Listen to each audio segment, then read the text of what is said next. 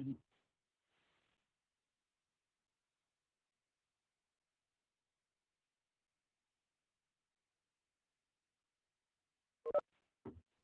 Hi, Jamie. Hey, Tony. Okay, good. It's working. Yeah, sounds good. Are you using your cell phone? Yes. But I'm using my Good. laptop for the video. Okay. All right. Should I just come back in later or just leave it open like this? It's up to you. I'm not sure how much battery or data you're using, so I've got everything plugged in and Wi-Fi. And you seem to access it pretty easily. So if you don't want to sit around here for 23 minutes, you can come back. yeah, I don't. I'm eating some 22 minutes. yogurt and I want to make a coffee. Right. Thanks. How do I do that then? Just X out. Just close out. Yeah. All right. Just come back in the same way you came in. Bye. All right.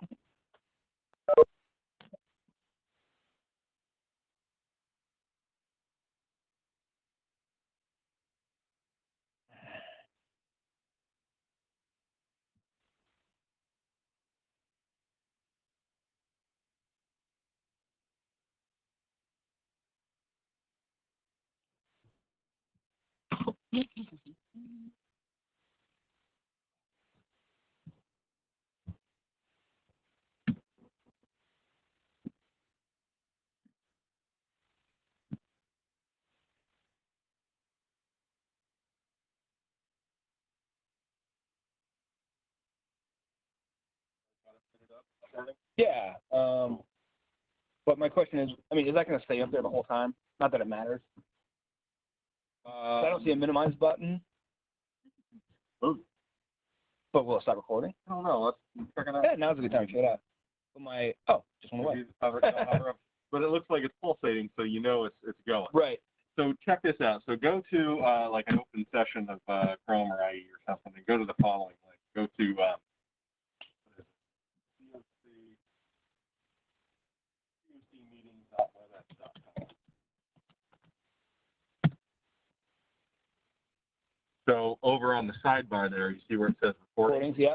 So I think so. After the meeting's done, you'll have the opportunity to save it. Okay. I think a box will come up to me. Okay. So make sure you save it. Sure. And then tomorrow or even afterwards, I think it should appear here. In which case we can download it Okay. onto like the X drive or something, or on the S drive. So it'll link based on whatever this meeting is called. This is called like the maybe meeting. Right. It'll probably have the date in there, simple. when that is, and all that kind of stuff. Okay. And maybe My conjecture, because I've never actually seen it. But okay. So tomorrow I say let's check it out and verify that it's there. And even if it just has like a bunch of 20 digits, we'll know the date and time. Exactly. Perfect. Exactly. Okay, that's simple. But we do want to download them because I don't know how long they stay up there. Okay. In the cloud, there's probably some sort of refresh period where it'll delete them after. So this is the cloud. You want me to download it to one of our BZA So I say we download it to create a folder in the today or X tonight drive. or tomorrow? You can do it. Okay. Yeah. Okay. I mean, it's not going to delete overnight, but I bet it wouldn't stay out there for longer. Sure. Like a week or a month. Yeah, they need their space. Right. So just create a folder on the BZA drive or on the or X drive or S drive or wherever you normally do it, and then and then we can store them there. Perfect. Thank you, Mike. Cool. Sounds great. Everything looks good, smooth. Yeah. One quick question. I was just looking at the PowerPoint here. When I go to slideshow, I can't remember what happened last month, but they'll see this one, not this one, right?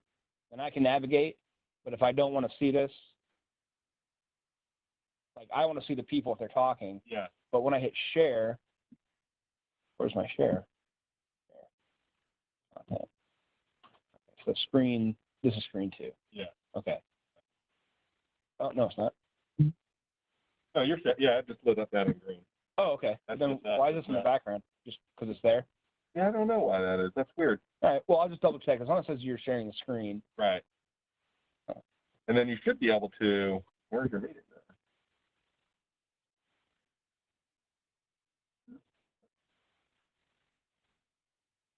What are you doing?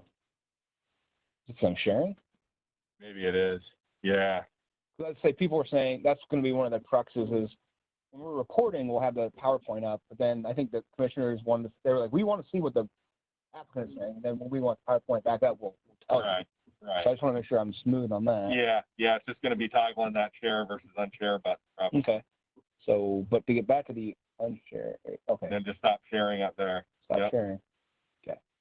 Yeah, that's what it was. Whenever you shared it, it blanks this out. Yeah, okay. Exactly. Well, that's fine. I mean, it was smooth last time. I just wanted, I was overthinking it. And yeah, I thought it was great last time. Good. Yeah. Good. Okay. Well, I'll All right, stick around for a little while after okay. we started. Good. So write down my cell phone number in case you need to text. Yeah. It's 614-256-4204.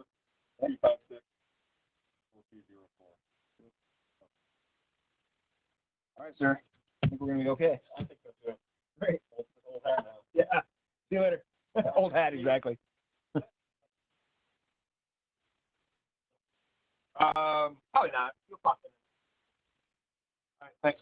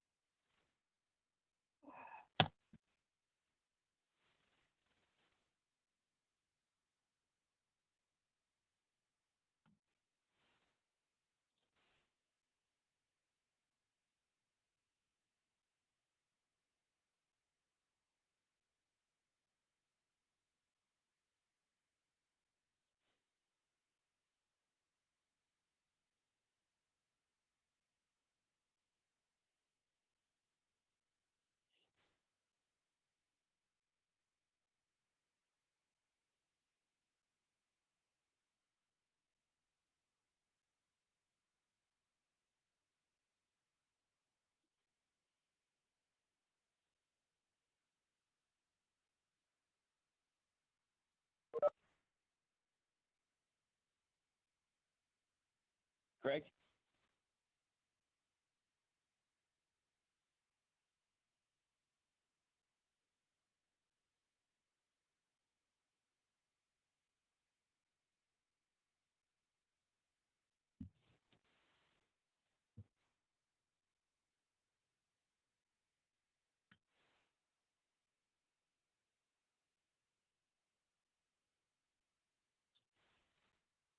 Michael, you good? Yep. Can you hear me okay? Yeah.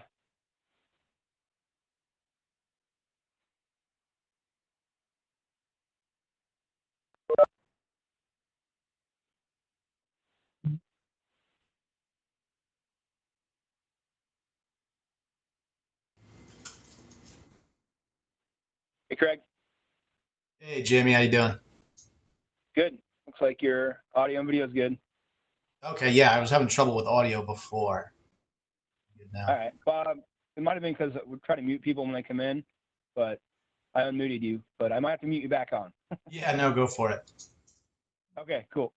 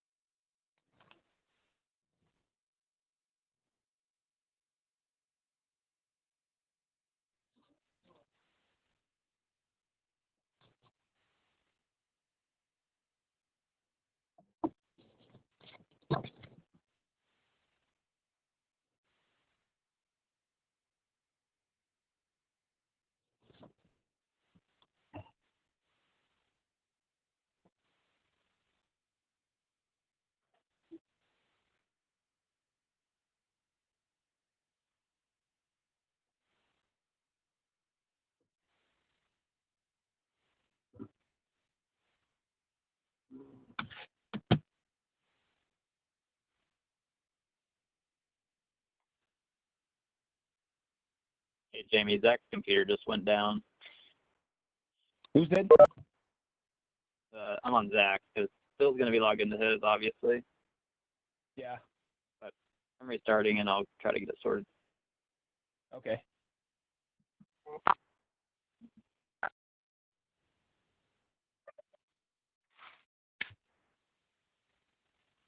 Mr. Jones. Hey, what's up? All right. How you doing? Good, how are you?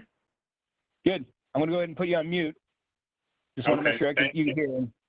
I can hear you.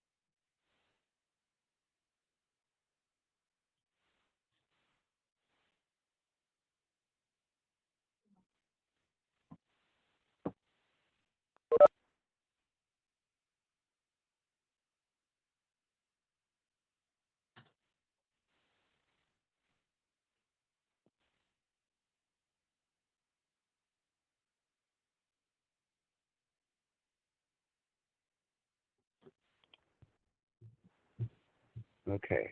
I'll ask if Jamie can hear you. Jamie, All right. can you hear me? Yeah. I was in fact just texting Mike Bowen that you're having video problems, but it looks like you're good to go now.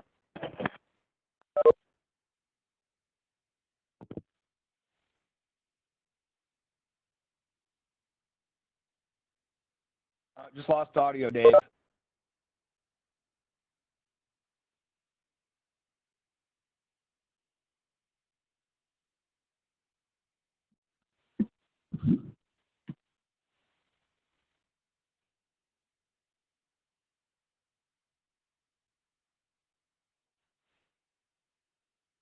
Eleanor, can you hear me?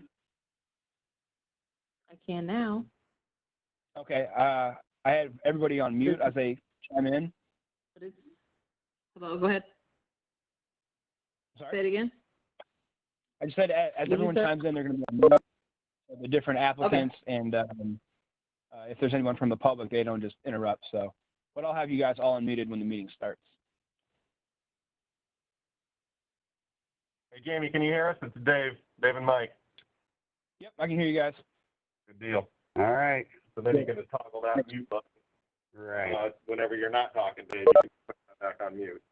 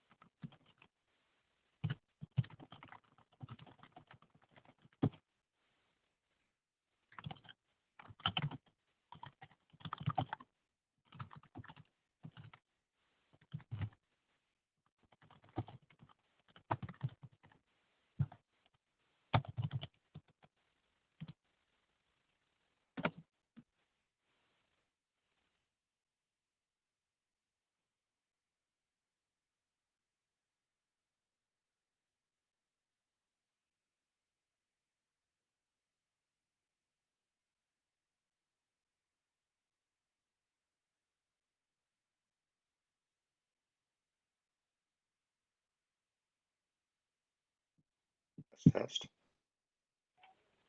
Jamie, does my name show up there okay for you? Yeah, you're fine. Okay, cool. We did it a little bit differently. So Okay. just want to make sure. Thank you. Yep.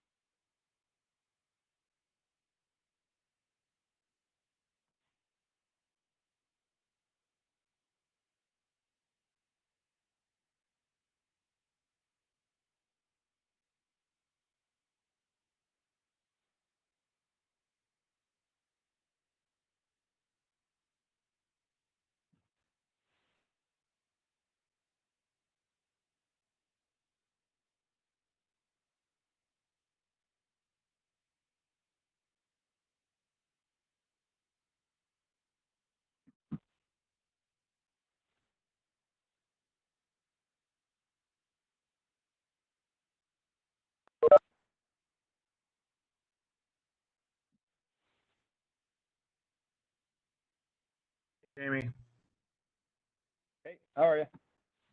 good. How are you? Pretty good. We now have a quorum.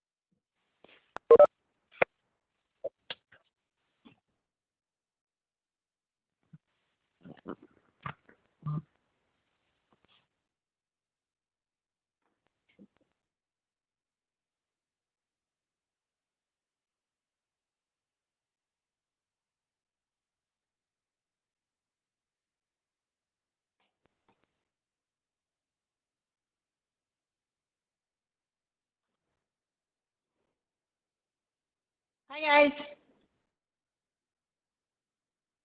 Hey, Tony.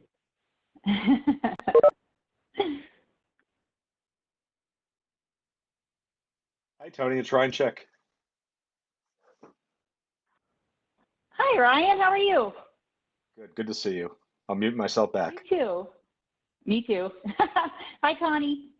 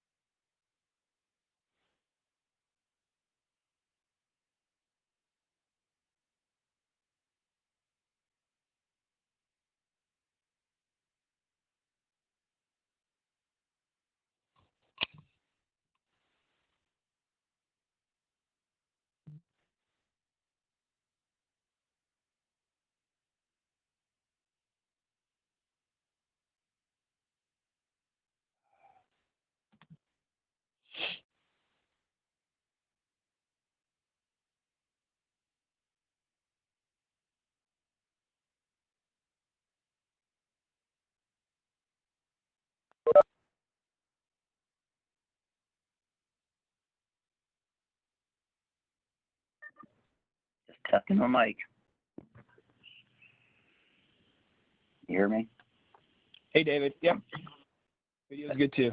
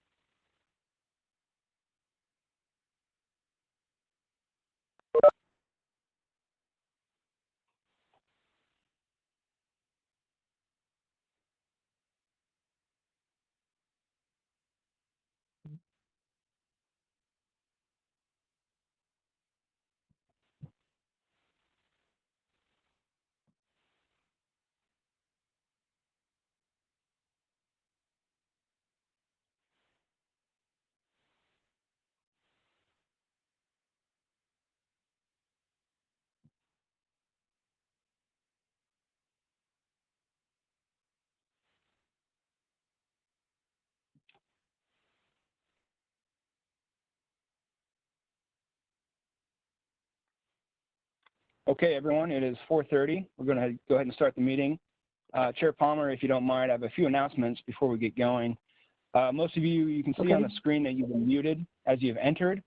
If you want to unmute yourself when your case is called and present, that's great. But in the meantime, please keep yourselves muted. Again, until it's your case time. Just a little bit of housekeeping before we get started.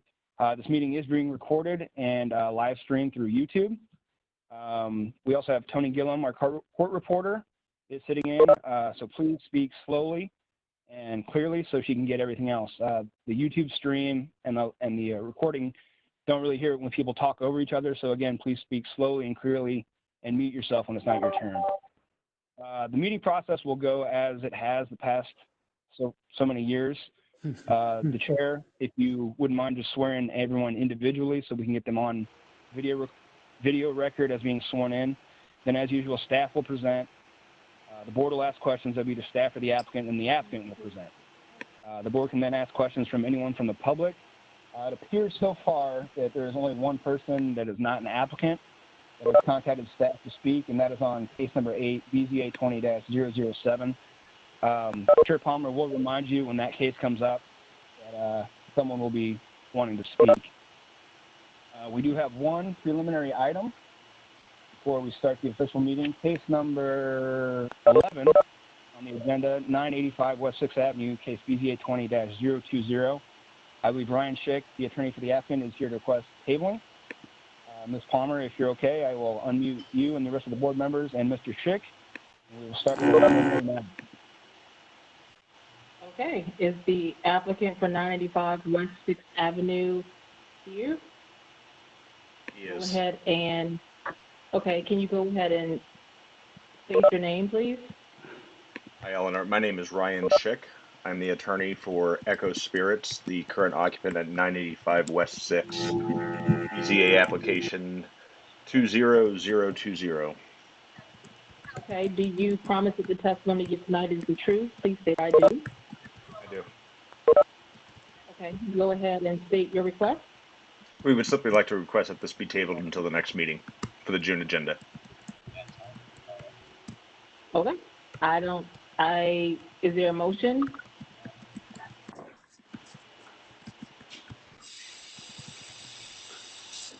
Motion Is there a table. motion from the board members?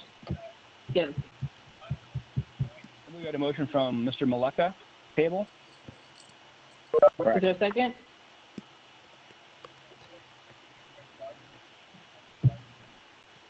Ready for the vote? Did anyone second the motion to table? I'll second it, Bill. All right. Mr. DeMora seconded it. Dave Rice, please call the roll. Mr. Wadali? Yes. Mr. Demora, Yes. Mr. Jones, Yeah. Mr. Maleka, Yes. Chair Palmer Daly. Yes, your request is granted and will be tabled. Thank you. Ladies and gentlemen, thank you very much. Have a great evening. Thanks, Ryan. Okay, are we ready to call the first case then, Jamie? Yeah, I'll go ahead and bring the PowerPoint up and present, and then if you'd like me to take the PowerPoint down while you ask questions, just let me know. Okay. Okay, without further ado, our first case, I think if you want to call the applicant. Okay, the applicant for 4240 Truro Station Road. Can you identify yourself, please? I'm Jeffrey L. Brown, attorney for the applicant. Okay, do you promise that the testimony you're giving tonight will be the truth? Please state I do. I do. Thank you. Okay, go ahead, Jamie. Sure. Okay, the first case is 4240 Truro Station Road, case BZ 18035. The site is located on the northwest corner of Truro Station Road and South Hamilton Road. You can see how dated this application is, as we had the Mideast Area Community Collaborative listed as the Area Commission. It is now the Mideast Area Commission. The 8.9 acre site is being used for the storage and recycling of stone, asphalt, topsoil, and compactable fill. The applicant proposes to legitimize the operation and request a special permit for the concrete, asphalt, and dirt recycling, and for the portable building to be used as an office. As you know, section 3389.07 states that in any impound lot, junkyard, or salvage yard in an M manufacturing district requires a special permit. As you saw from the previous slide, the site was zoned C4 commercial. It was rezoned in February of 2019 from C4 to M manufacturing. I left the old map just so you can see the difference in the sites. So this is our site. This site is located within the planning area of the Hamilton Road Corridor Revitalization Plan, which recommends industrial and warehouse for the uses at this location. The Division of Traffic Management has no comments, and the Mideast Area Community Collaborative did submit comments, but what I have in the report is an older comment. I'll let Mr. Brown speak to what their comments were. City staff can recommend approval with the low topography related to Hamilton Road. As you can see from the slide, this is taken from South Hamilton Road looking west onto the site. As far as the related residentially zoned parcel to the north, they're across Interstate 70 and will have no impact from the recycling operation. The two recommendations we are requesting are screening of the site will be provided along the western edge of the site for 100 feet in each direction, north and south. It will be screened with 5-foot evergreens, 15 feet on center. With that, we'll turn it over to the applicant.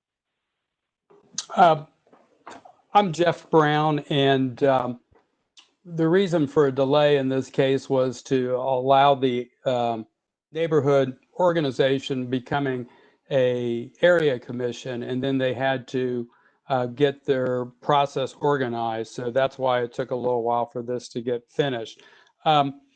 Their recommendation is one of approval for both applications. They approved it 11-1. And their comments were, first, it is our understanding that a broom truck will be used on site. This will be utilized to clear debris from public roads that may accumulate due to the applicant's operations. There have been instances where public roads have been harmed due to spillage from trucks. We generally hope spillage will be contained. As for the screening, the west corner of the lot needs fencing or other screening as operations are visible from the highway. We also recommend whatever additional screening the planning department requires. Lastly, our approval is based on a compromised material height of 20 feet as opposed to the requested 30 feet. Jamie has a copy of that actual recommendation for the file. So we worked with them and with Jamie and the planning staff. You can see by the recommendation of approval and the condition in terms of the screening, which we agreed to. We also, because of our conversations with the area commission, agreed to have a broom truck there to clean up any of the spillage in terms of dirt or anything from our trucks. and also to limit the height of the piles to 20 feet. This is a recycling facility for concrete, asphalt, and dirt. And as you saw from the aerial, we are separated by the freeway by a concrete operation. And if you know this area, Hamilton Road rises up, 70 East rises up to meet Hamilton. And so Hamilton is above the ground in terms of our ground level. So we're kind of down in a valley. And as Jamie indicated, there isn't any residential around us or adjacent to us. There is a residential on the other side of 70. And so that was the reference to a couple of the variances because of location of residential on the other side of the freeway.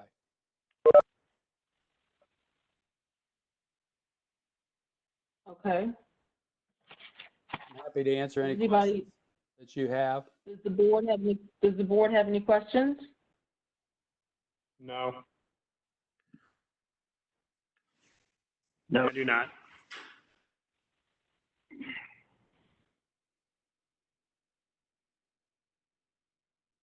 Mr. Maleka, you have a question? I do not. Mr. Demore? I think he's out for a minute. Okay. Okay, well, if there's no other questions, let me just make sure I call this. Is there anybody on the public line that wants to speak to this application? If you can take yourself off of mute and please identify yourself, I'll give you 10 seconds.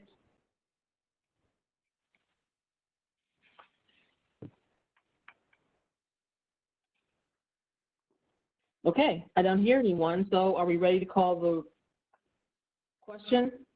I'll call the question. Question's been called, please call the roll.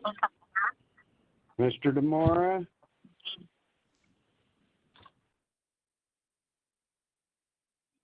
Looks like I Bill think jumped off for a something second, happened. maybe come back. I think it's something happened with his connection.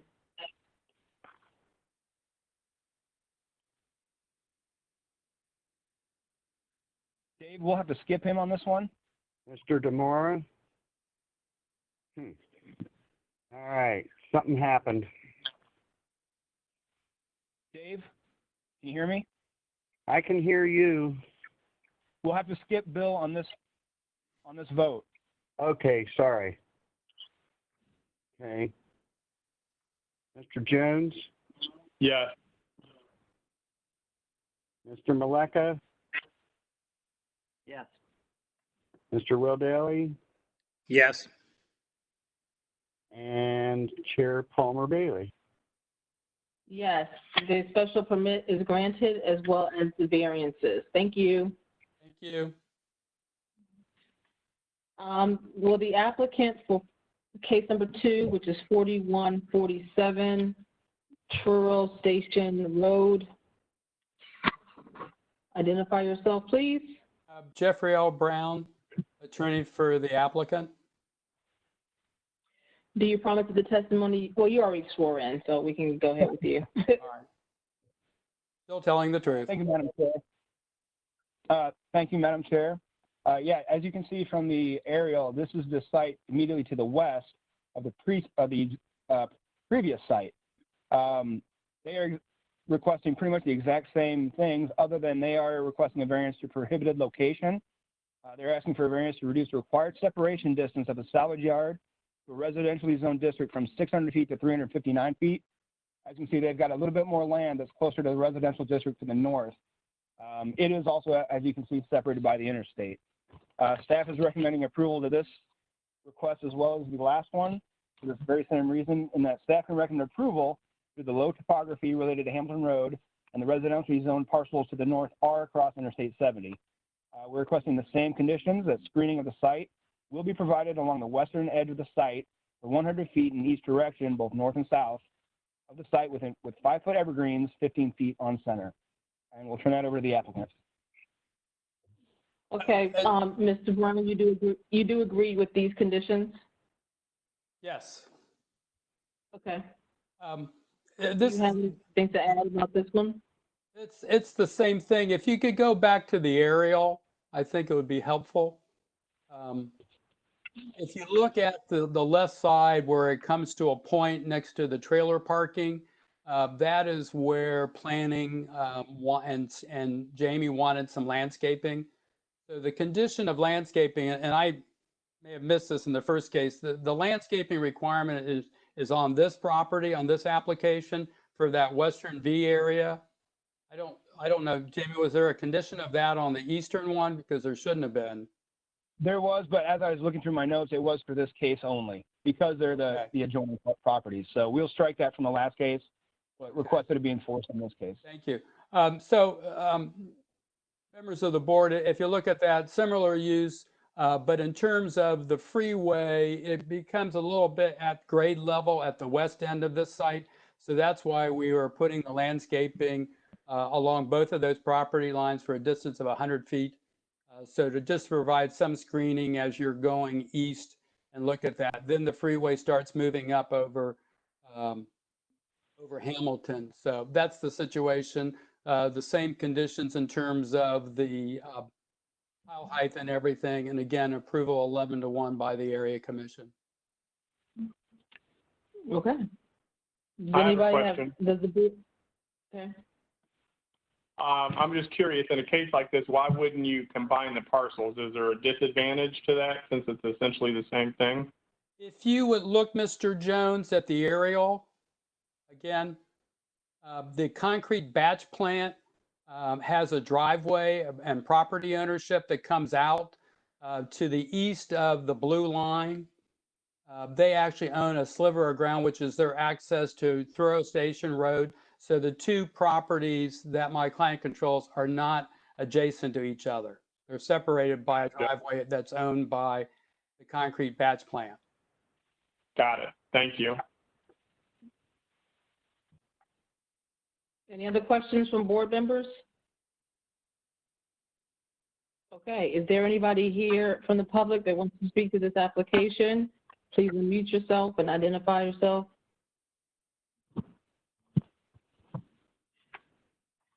Okay, hearing none. Are we ready to call the question? I'll call the question. Okay, the conditions have been accepted as were read earlier. So the vote will include those conditions. Go ahead and call the roll, please. Mr. Maleka? Yes. Mr. Wobelli? Yes. Mr. Demora? I don't think he's on. Okay. Mr. Jones? Yes. Chairman Palmer Bailey? Yes. Special permit and release is granted. Thank you. Thank you. Okay, case number 3. I hear echo. Is that me? Okay. 3815 Lockbourne Industrial Parkway. Will the applicant identify themselves, please? Hi, I'm Jana Whitredge. Okay. Do you have two devices on? I think someone unmuted my computer.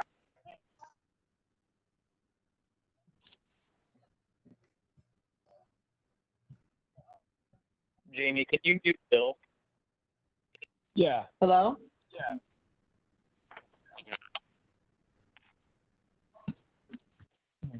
Hello?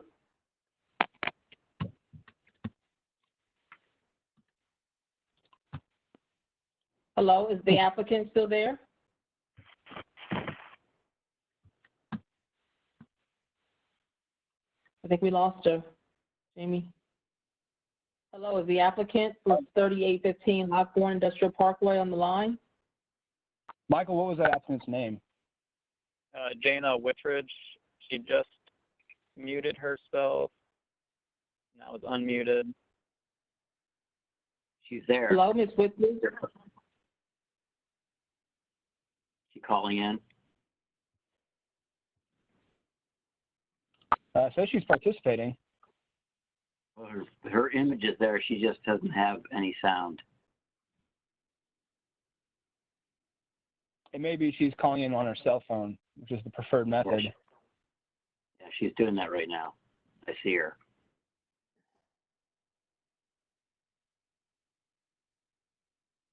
Give her a quick second. Okay.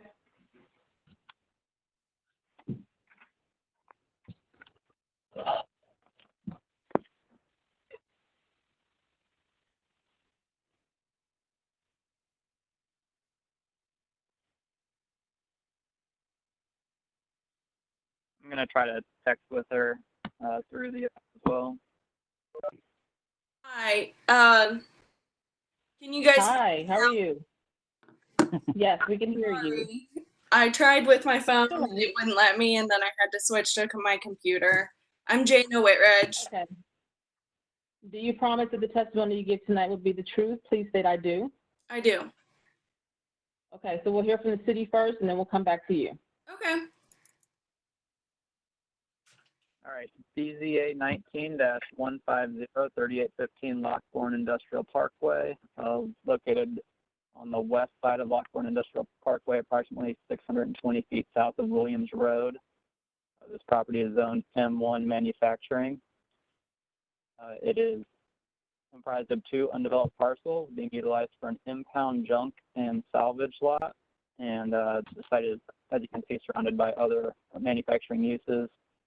The applicant proposes a special permit to legitimize the existing impound junk salvage operation on the site and permit a portable building to be utilized as an office for 2 years. The applicant is responding to a zoning code violation order from January 23rd, 2019 to address the impound junk salvage operation on unimproved surface and without a certificate of zoning clearance. A council variance was approved on March 16th this year to permit the impound salvage use in the M1 district, as they are only permitted by code in the M manufacturing district. The council variance also conditioned street trees 40 feet on center to be installed along Lockbourne Industrial Parkway with a 6-foot high chain link fence and non-transparent vinyl slats behind the trees, unless you, the board, want something different. Planning is generally supportive of the request, although the Scioto Southland Area Plan recommends light manufacturing for the site. Staff notes the site is adjacent to other manufacturing uses rather than residential uses and is therefore supportable. Staff also notes that the applicant is also seeking a council variance for this site, as I have already stated. And as part of that review, staff would likely encourage the applicant to do the street trees and landscape fence that they've committed to. Planning has no comment on the request for the portable building, as the plan does not address that matter. The Division of Traffic Management has no comment on the application, and the Far South Columbus Area Commission recommended approval of this request. The special permit request to legitimize the existing impound junk salvage operation on the site and permit a portable building to be utilized as an office for 2 years. Staff believes this is acceptable at this location and compatible with the other uses in the area, and we are conditioning or recommending condition that the site plan be committed to make sure that this site is appropriately cleaned, which you can see there. I'd be happy to answer any questions. Yeah, I have a question, Michael. What was the what did council approve? So the use is not permitted in the M1 district, so they got a council variance or a use variance for that. So the use is now approved. The use as a junk or salvage yard? Correct. So we don't need to vote on that? You don't vote on the use, you're just voting on the special permit. Can I put a comment in there? You don't need a permit for M districts to be a junk or salvage yard but for M1 districts. Yeah, you do. Yeah. Oh, you do have to have they said in the code that you're allowed as long as you guys approve it, right? Okay. Okay. Does the applicant agree with the condition that this site plan be stamped and is final as is? Yes. Okay. Do you have anything else to add, information to give us for this application? No, but I'd be happy to answer any questions you have. Do any of the board members? Go ahead, please, Mr. Jones. So we typically deal with pile heights when we look at recycling. Does the impound or does the junkyard salvage yard, I believe we've had an issue there where there has been piles, not necessarily of recycled pieces, but of vehicles that have perhaps been compacted. So, is that right, Jamie? So, Yeah, Michael, since you're addressing me, I can answer that. When they do have junk and scrap piles that are exceeding 10 to 15 feet in height, we've given them variances. But as you can see from the pictures here, it looks like more of a junk and salvage storage lot. I don't think that would be an issue here. If it were, they could have applied for a variance, but they are not applying for that variance. I guess I'm trying to be preemptive and say this fence, if we allow this special permit, they can go up to 15 feet without variance, and this fence doesn't support that at all. Actually, they can go to 10 feet without a variance. This fence doesn't support 10 feet. Oh, that may be correct. So what kind of limitation can we put in place to make sure that since they are permitted to have compacted vehicles, that they don't exceed the height of the fence? And if they do, they need to have a fence that screens that appropriately. can I step in? We don't compact vehicles at all on our site. I get that, but the use that we would be approving allows you to do that. Mr. Jones, if you're looking at the pictures and saying that that fence is inadequate, I think we were standing up on a vehicle to get pictures over the fence. Yeah, Mrs. Whitridge, how tall is the fence? it's 6 feet, and it's all screened from the road. So again, if somebody takes over this operation and does compact vehicles, they would be permitted to stack them up 10 feet tall, and the fence wouldn't be adequate to shield that, right? Well, let me jump in there, Mr. Jones. This is specifically, unfortunately, 3389.12, I'm sorry, 3389.07 has a giant subtext that says junk or salvage. And in that subtext, it says legitimize an impound lot, junkyard, or salvage yard. So those all fall under that umbrella. We can condition this, A, to be only an impound lot, and B, if there were a new owner-operator, they would have to get their own license, and they'd have to come back and get their own special permit. My only concern is her ability, if she changes her course of action, to begin to compact vehicles. We know that people change in order to continue to stay in business, right? I'm just trying to be proactive and say that if something, and I'm not saying impose it right now, but if she were to compact or change any business and have pile heights or compacted vehicles stacked, that they should be appropriately shielded. We're okay with the stipulation that we're not allowed to stack vehicles on our lot. I can't speak to that. I don't know that the code prohibits you from that. That's my point. I mean, we could again just condition it as an impound lot only. Okay. If you think that's sufficient, I'm fine with it. I just don't want somebody to come back, in 6 months or a year and say, this place has all these piled up vehicles, and then we have an issue. That's all. But it's in the M1 district. That gives them up to 10 feet, Eleanor. I guess I'm saying, what are you trying? I thought we usually shielded when we're concerned about residential and people being able to see the activity. But if this is already in an M1, what are we concerned about? Well, even along Lockbourne Road. I mean, I guess it's no big deal. I'm just trying to be proactive and make sure we don't get in a jackpot here. But aren't they semi vehicles already on the site? There are Those some vehicles on the site. Yeah, and they're already over the height limit of 6 feet. But they're not junk. Exactly. Well, I guess how many are there? We've also got trees that we're planting on the site, and there are trees around the site that shield. I guess the only place it would be important is along Lockbourne Industrial, but if everybody else is okay with it, it's not a big deal. We can move on. Okay, so we're going to stipulate that this permit is for an impound lot. Is that okay with the applicant? No, if the code states that the junk, salvage, and impound, we've had this discussion several times actually. The code is all three grouped together, and we have to have all three to operate as we're operating currently. Understood. Jamie? Okay.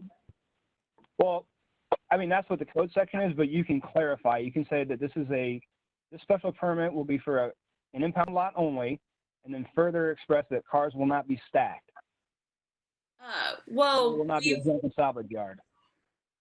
Yeah, it's not an impound only because we process the titles, and we're saying we don't stack cars, but that doesn't mean that we don't have salvage or junk on the site.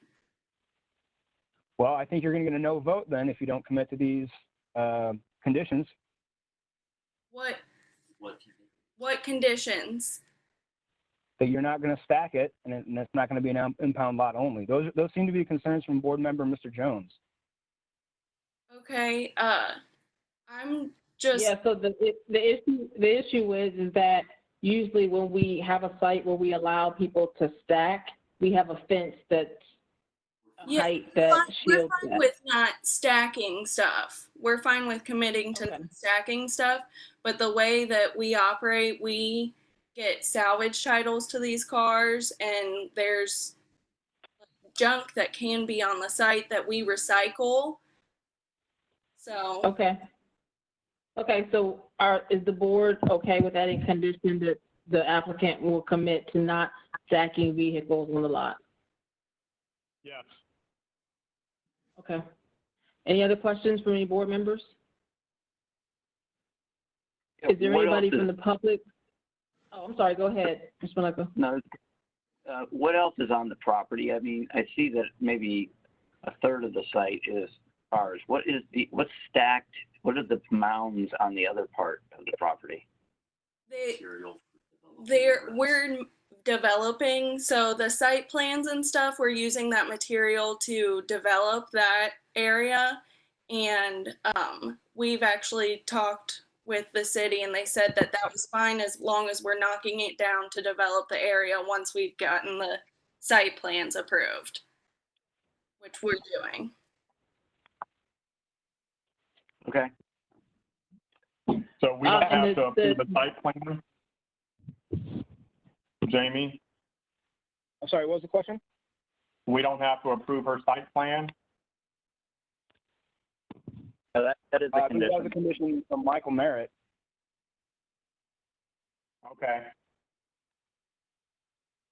And the portable, not a mandatory condition. The portable building is a 2-year request, is that right? Yes. Okay. Is there anybody from the public that wishes to speak about this application? Please unmute yourself and identify yourself.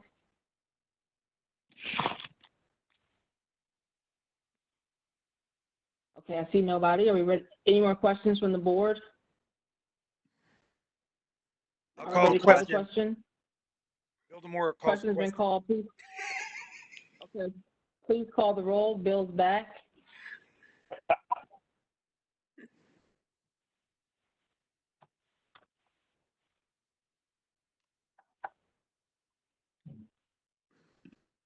Dave Rice, are you calling the roll?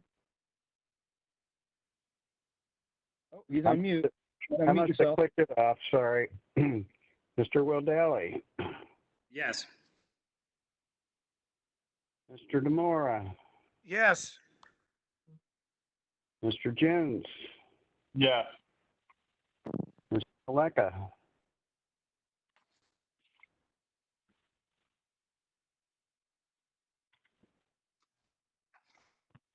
Mr. Maleka's on mute. Mr. Maleka.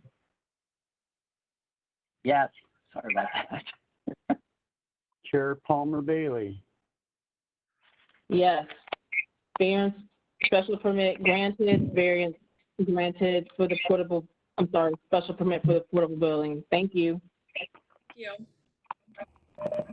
Case number 427 Hoffman Avenue. The applicant, identify yourself, please. Chair Palmer, I think you've got some feedback now. I don't know how, because my computer's on mute and I just have my phone on, so. It might be Dave since he's new. Yeah, I'm on too. Craig Moncrief, attorney. Dave Malek on that. Or Craig. I'm sorry, Dave Perry or Craig. Yeah, this is So Dave the Perry. applicant, I'm on the line. do you have two devices on? I do not. Okay. That was better, whatever you did. Can you identify yourself? I think there was another person.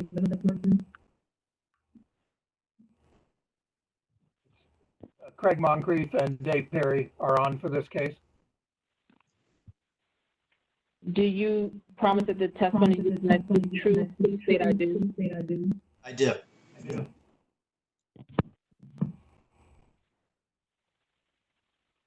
Okay, City. okay, thank you.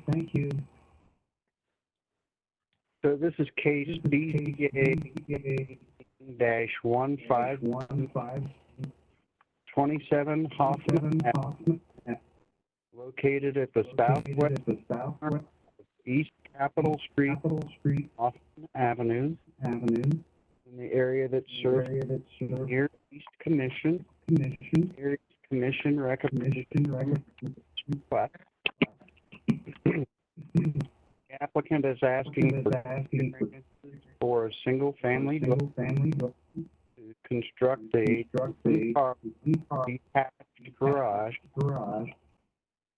The code sections are 3312.9C. Members of space required to reduce the spaces from 2 to 1. And the second variance 3333 yard to reduce the distance of the garage interior side lot from 3 feet to 1. That would be on the south side of the property. So this property was developed with a single unit dwelling constructed in 1880. There's a mixture of development in the neighborhood that includes other single and multi-family dwellings, as well as commercial uses, which are mostly offices or institutional uses. The applicant proposes to construct a 345 square foot, one-car detached garage that would have a 1 foot setback along the south lot line. The existing single unit dwelling is a non-conforming use on a lot of record prior to 1920. And the city staff is recommending approval of this request. And we are asking for no conditions. Thank you very much.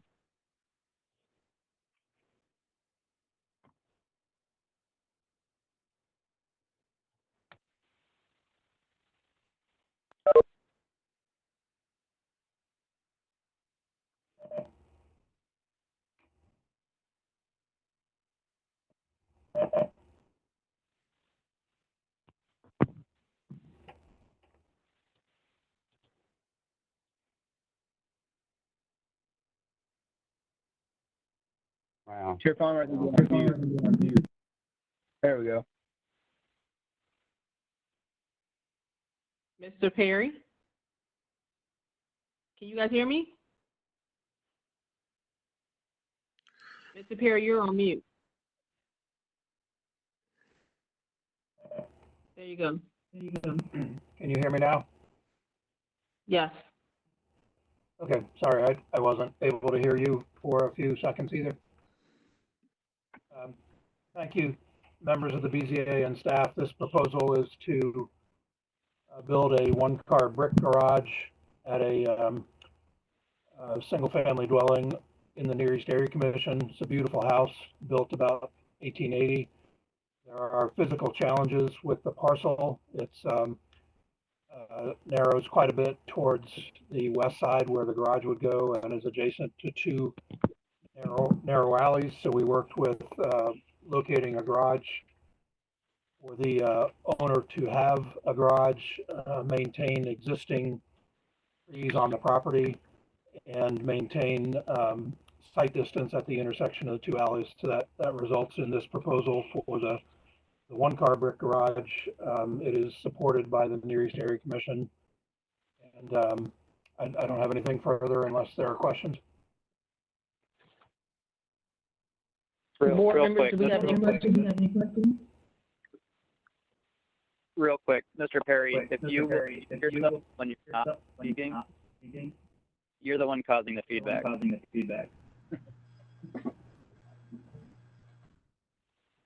Say it again, Michael. I said, can you mute yourself when you're not speaking, because you're the one causing the feedback that we've been getting.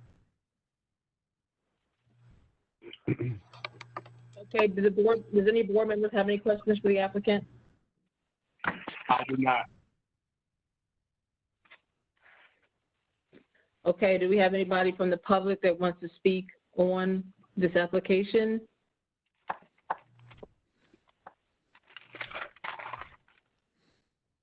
Okay, no one's coming forward. Are we ready to call the question? I'll call the question. Question's been called. Please call the roll. Mr. Demora, Yes. Mr. Jones, Yes. Mr. Maleka, Yes. Mr. Wildelli, Yes. Chair Palmer Bailey. Yes, variance granted. Thank you.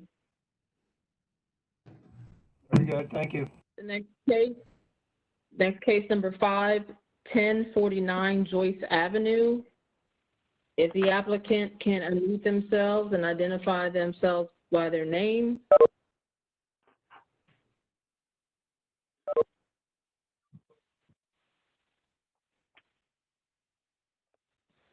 John Miller, I.H. Schlesinger. Hello, John Miller. Do you promise that the testimony you give tonight is the truth? Please say I do. I do. Actually, Scott North is our attorney representing me, so I'm just here in case there's some questions. So hopefully he's on here. I see Scott's name is on the participant list, but it doesn't look like he's got audio. So, John, are you the property owner? Well, I'm vice president here. I manage this operation. Okay.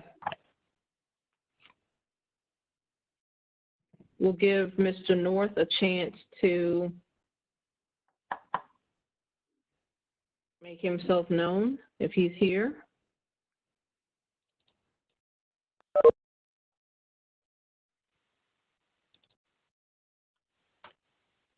I saw his name on there, but now I don't see it, so I'm not sure. it's there. He's raising his hand like he has a question. I've sent him a private message that said, do you have audio? And it doesn't appear that he does.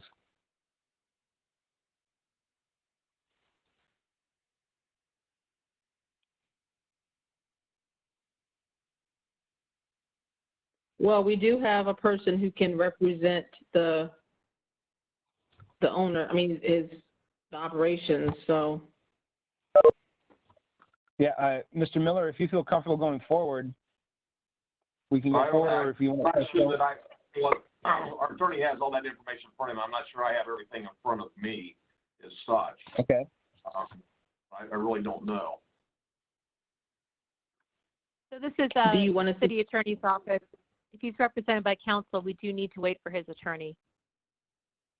Okay. Okay. Do you want us to skip you and come back to you, and maybe Mr. North can get his audio? Yeah, I'd say, yeah, that would probably be the best bet. Yeah, I don't want to hold things up, so I don't know what the problem is with Mr. North, but that's fine with me. Hi, Okay, can you hear me we'll go now? to the next one. Oh, is that Mr. North? Yes, thank you. Great. Okay. Perfect. Apologize. Good timing. Okay. State your name, please. Scott North. Do you promise that the testimony you give tonight is the truth? Please state I do. I do. Thank you. So we'll hear from the city first, and then we'll come back to you. Thank you. Thank you. Okay, 1049 Joyce Avenue is located on the west side of Joyce Avenue, approximately 710 feet north of East 5th Avenue. The site is within the North Central Area Commission, Zone M manufacturing. The 2.5 acre site is developed with an existing junk and salvage yard. Apparently it did receive a special permit in 1995. The applicant is requesting the above variances to legitimize existing conditions which don't meet the final site compliance plan. Those variances are to reduce the required number of parking spaces from 32 to 15, to reduce the parking setback line from 25 feet to 4.5 feet for 5 of the parking spaces located here, and to not provide screening for screening fence on the west edge and south property line of the site, and finally to reduce the storage setback to any lot line from 20 feet to 1 foot. That is along the north property line. The North Central Plan recommends that non-residential development includes street trees along street frontages. It also states that loading and service areas must be fully screened by structures and or landscaping. For these reasons, staff requests the applicant include additional landscaping along Joyce Avenue. The Division of Traffic Management requests additional information will need to be provided regarding the existing and proposed circulation patterns of any cross-access easements that may be available. Based on the review of this information and consideration of site distance information and available crash data, consolidation of access points to Joyce Avenue may be required. The North Central Area Commission recommends approval of this request. Staff is also recommending approval based on the following conditions. Number one, that the applicant include additional landscaping along Joyce Avenue for the North Central Plan, and that the board stamp the submitted site plan. We'll turn that over to the applicant. Yeah, thanks, Jamie. It's this site has been operating for decades in this configuration, and the last site plan was done in 1995. So after 25 years, it's time to update it, and it requires these variances, as Jamie outlined, to square up with code. Nothing new is really being added. Nothing is really being changed to the site. It's just to have a current site plan and to make sure that it fully conforms to code. So I have a question for you. My name is Sure. Michael Jones. I recognize this site, and we have certainly had cases for this company beyond 1995. Since I've been on this board, at least 2 or 3 cases we've heard. So what's different? What did you come for then, and what's different now? Because there were site compliance issues back then. You may be recalling a contiguous site owned by the same enterprise, and there were some variances on that property. This property, while next to it and part of the same operation, is a separate property, and at least to my knowledge, we haven't asked for variances on this property since the special permit in 1995. Okay, well, they were specifically site compliance issues, so it may not have been a variance request, but it was not compliant if I remember correctly, but it could have been a different parcel, but it was definitely the same operator. might Mr. be Jones, there. you're 100% correct. When preparing this report, when I went to the zoning map, pretty much all of these parcels have received Board of Zoning Adjustment action. And this one was so old it didn't have it listed on the zoning map, but they have 3 different special permits and actions for pretty much everything around it. And coincidentally, as you pointed out, owned by the same operator. Okay. Thank you, Jamie. You're welcome. Any other questions?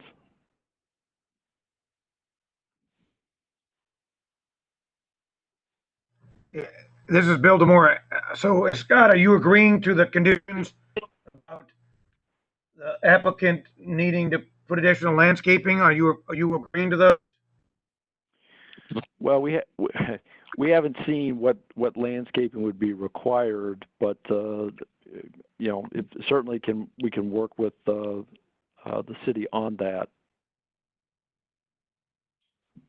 Does the city want to explain themselves about the landscaping, because that is a condition, so we need to have the party agree to that, if that's going to be as part of the record. Yeah, I can definitely restate what the North Central Plan requests. Again, it recommends that non-residential development, which is this site, includes street trees along street frontages. It also states that loading and service areas must be fully screened by structures and/or landscaping. For these reasons, staff requests the applicant include additional landscaping along Joyce Avenue. They're typically, I think, 15 feet on center. Evergreen trees, which is what was consistent with the Truro Station planning condition. Would we not require a landscape plan? Say again? The applicant did not submit one. Don't we want a landscape plan for this? Well, how do you want to handle it? Do you want to table this and have a landscape plan, or can we try to rough something out here? So it's going to be hard to rough something out here because we're not in person, and so we cannot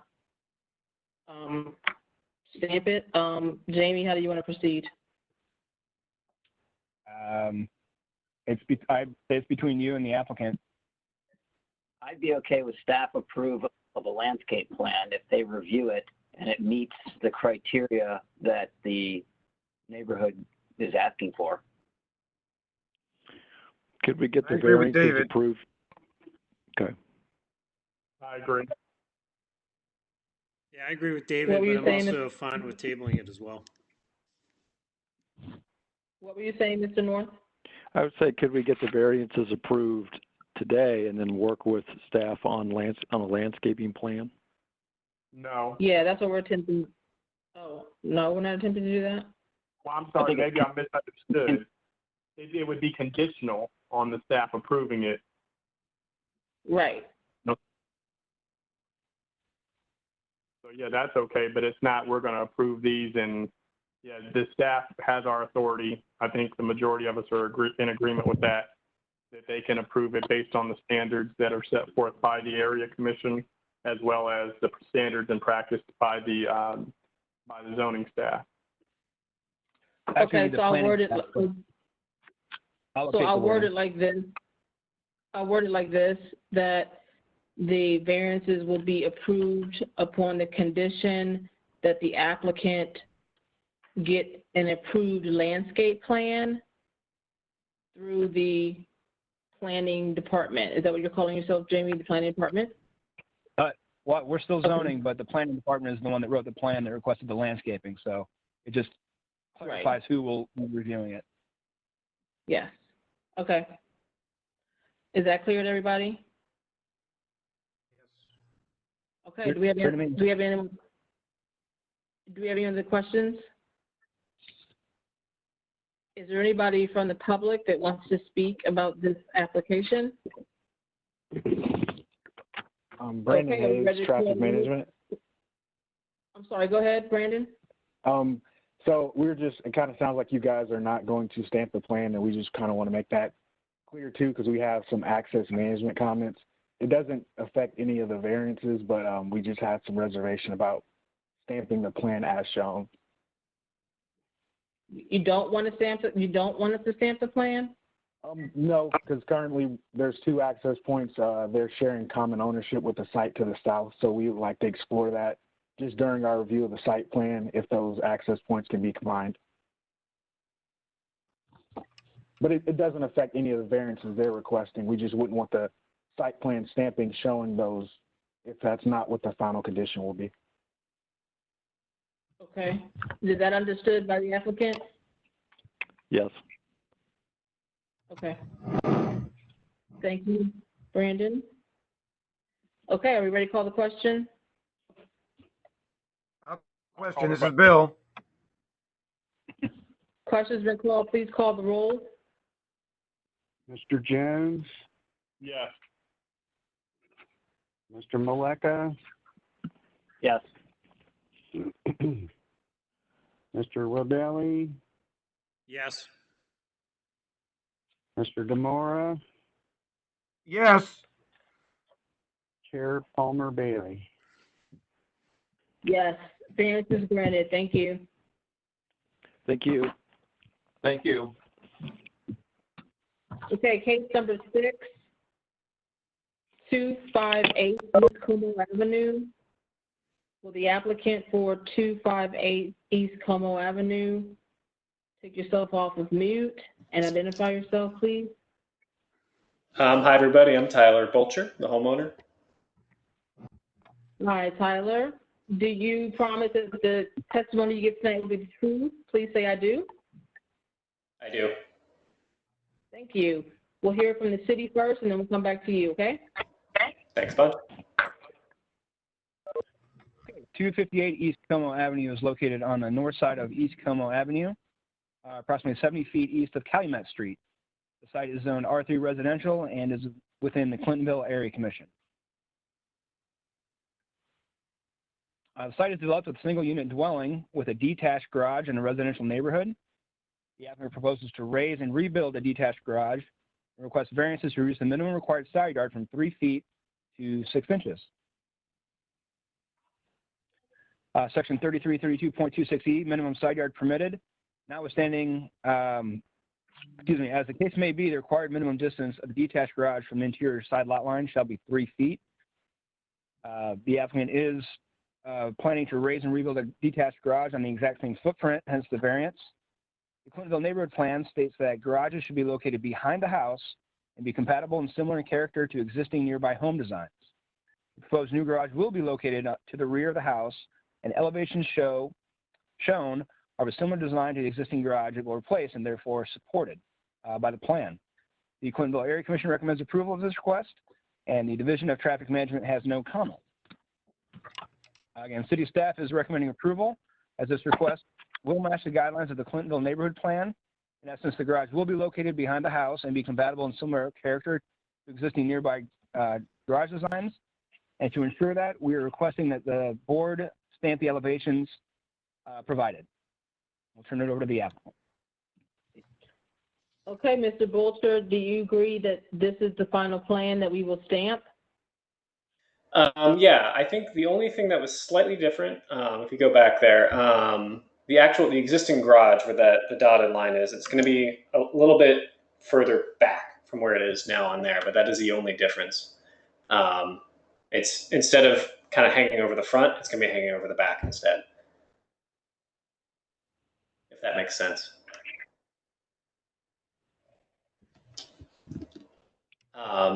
Yeah, so the whole idea here, we're hoping to reuse the existing, oh, I'm sorry. Jamie, is that okay for this thing to be stamped? Excuse me? Chair Palmer? Is that okay for these to be stamped then? Yeah, of course, yeah. Okay. Okay, Mr. Bolcher, do you have anything else to add about this application? No, I don't think so. Okay, do the board members have any questions? Well, just a second, Chair Palmer, I wanted to clarify that you're saying, is it okay to stamp this plan, whereas the applicant, Mr. Bolcher, is saying the only difference in the existing versus the proposed, not that there's a new site plan floating around out there. This is the final site plan, correct, Mr. Bolcher? Correct, yeah. It's just on the dotted lines where it says the existing garage are, it's actually a little further forward. But this is correct. This is the site plan. Yeah, this is what will be built. Yes. Okay, then that's fine. Yeah. Okay. Okay. I Does the didn't board hear. members have any questions? Can we bring up the Jamie. elevations again? Yes, Mr. Jones. I didn't hear you mention a cross-maintenance access agreement. Are we not doing those anymore? If the board feels the need to provide one, the reason staff is recommending approval is because there was an existing 6-inch setback and the garage was operated for years without it. But if you feel more comfortable approving it with the maintenance easement, then staff would support that as well. I would say absolutely. It's consistent with what we've always done. And 6 inches, you know, shoes are 6 inches. You can't even stand next to it. Very well. Is the applicant okay with that condition? Yeah, I've discussed it with Dave, who lives next door. He's totally supporting it. I just didn't want to drag him down to get something notarized right now. Okay. Does the board have any other questions? Yeah, can I see the elevations again? Oh.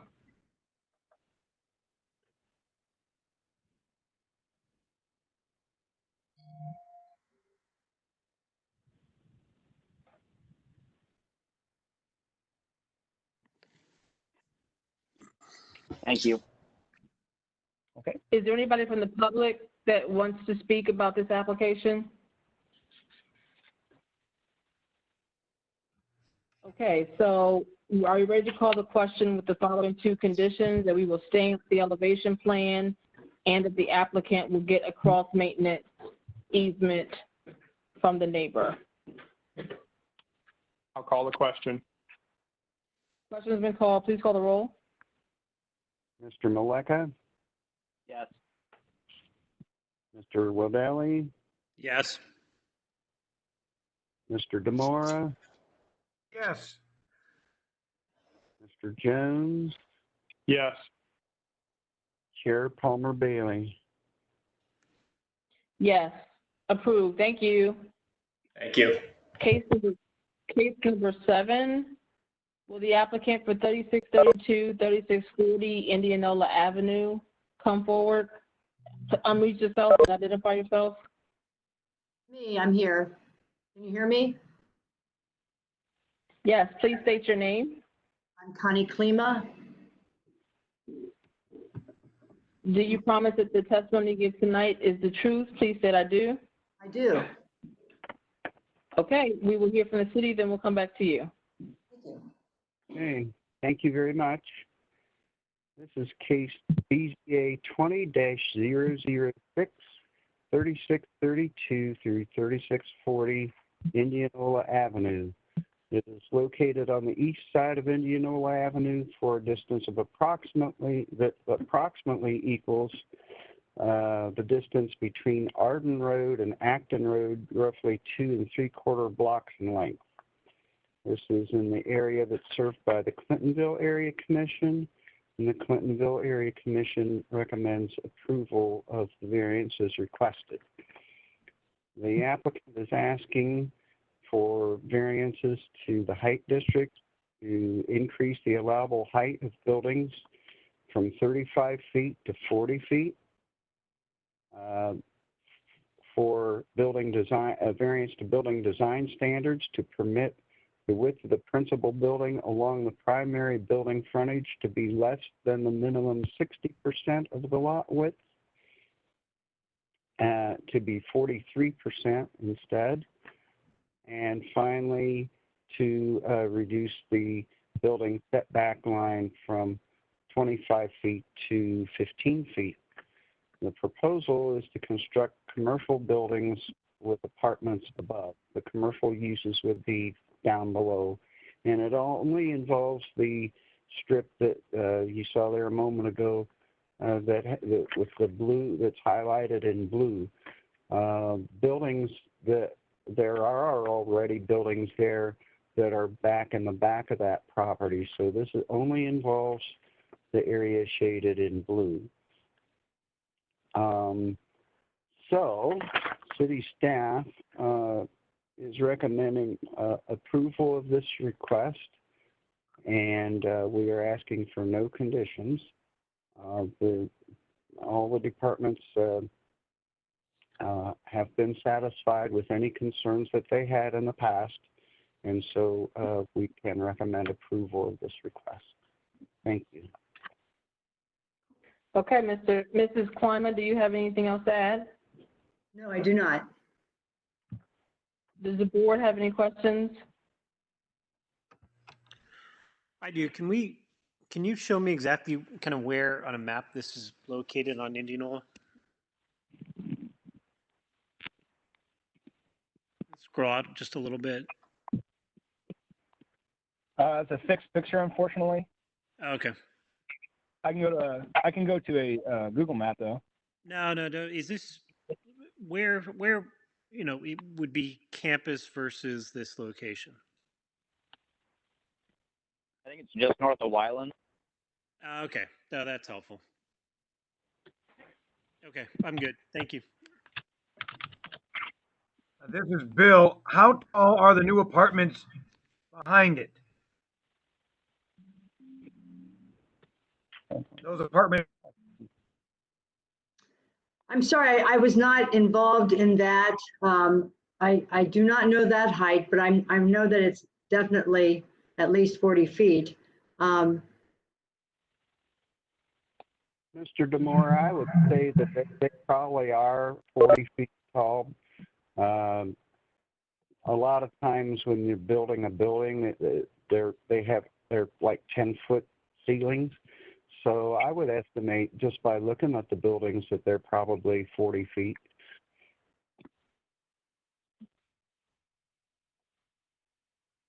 I concur. I think they're actually probably closer.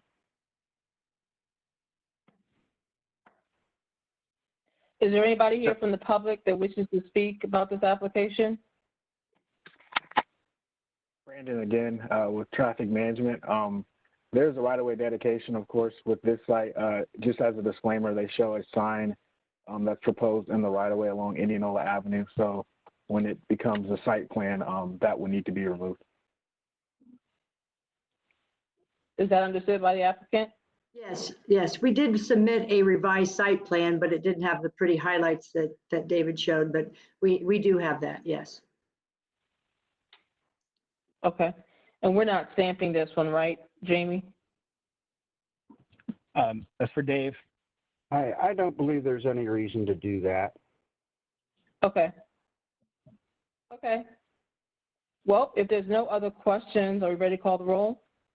I have one quick one. Go ahead. Whoever has a question, go ahead. The south end of the site, there's a smaller building pad. There are no elevations for.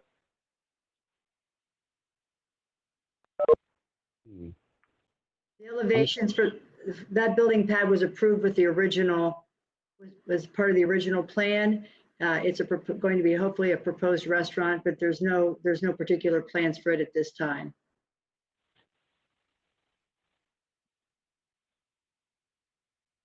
The only real height is the proposed building on the south or the north end, correct? Correct. It's only for the buildings that we're showing the elevations for, which would be the very northern portion of the site. But are we permitting now? Are we allowing it for the full highlighted area then? That whole area now? Or are we just doing it for this one corner? We're doing it for the proposed building to the north.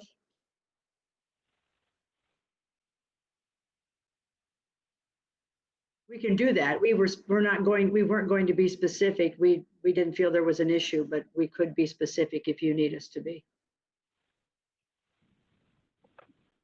How does everybody feel about it? Again, it's a right difference. It's a difference of 5 feet only, 35 to 40, and sometimes the reason we're doing it is because of the heights of ceilings in commercial spaces.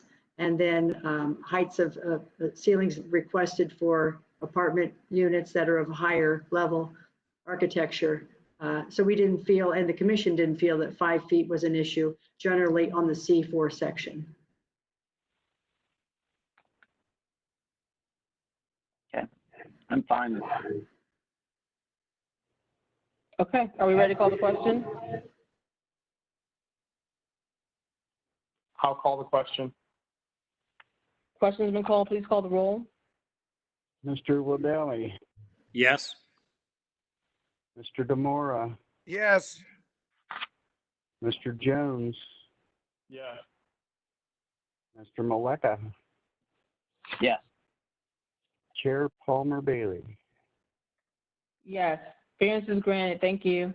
Thank you.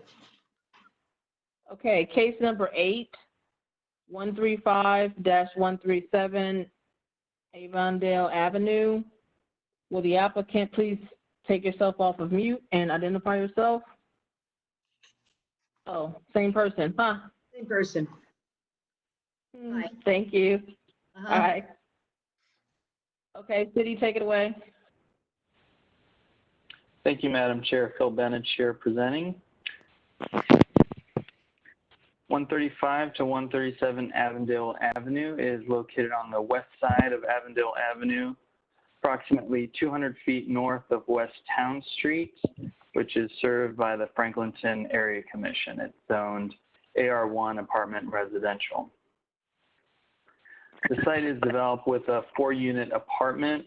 As originally developed, the rear yard accommodated 6 parking spaces with a maneuvering area. Surrounding uses include single-unit dwellings to the north and west, a 2-unit dwelling to the south, and Avondale Elementary School to the east. The applicant proposes to improve the rear yard by paving 4 parking spaces adjacent to the alley and preserving the rest as green space.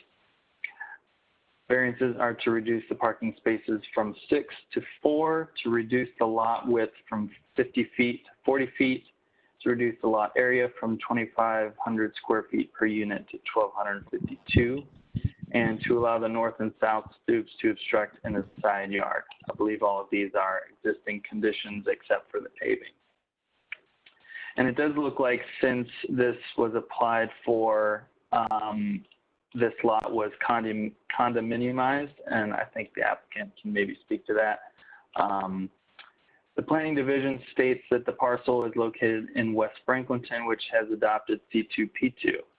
The parcel is also located in a walkable, bikeable area with access to transit and on-street parking, which C2P2 recommends be taken into consideration when reviewing requests for parking reductions. The remaining requests are related to bringing existing conditions into compliance, and staff has no comment on those requests. No comments from traffic management, and the Franklinton Area Commission recommends approval of this request.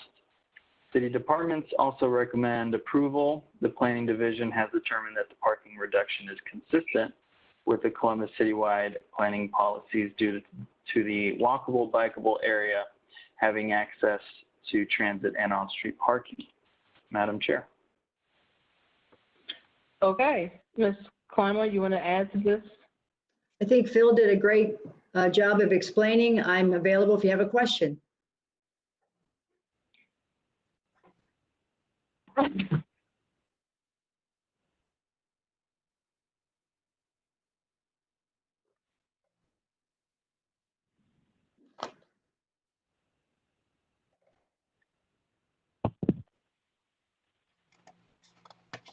Do any of the board members have questions? I do not.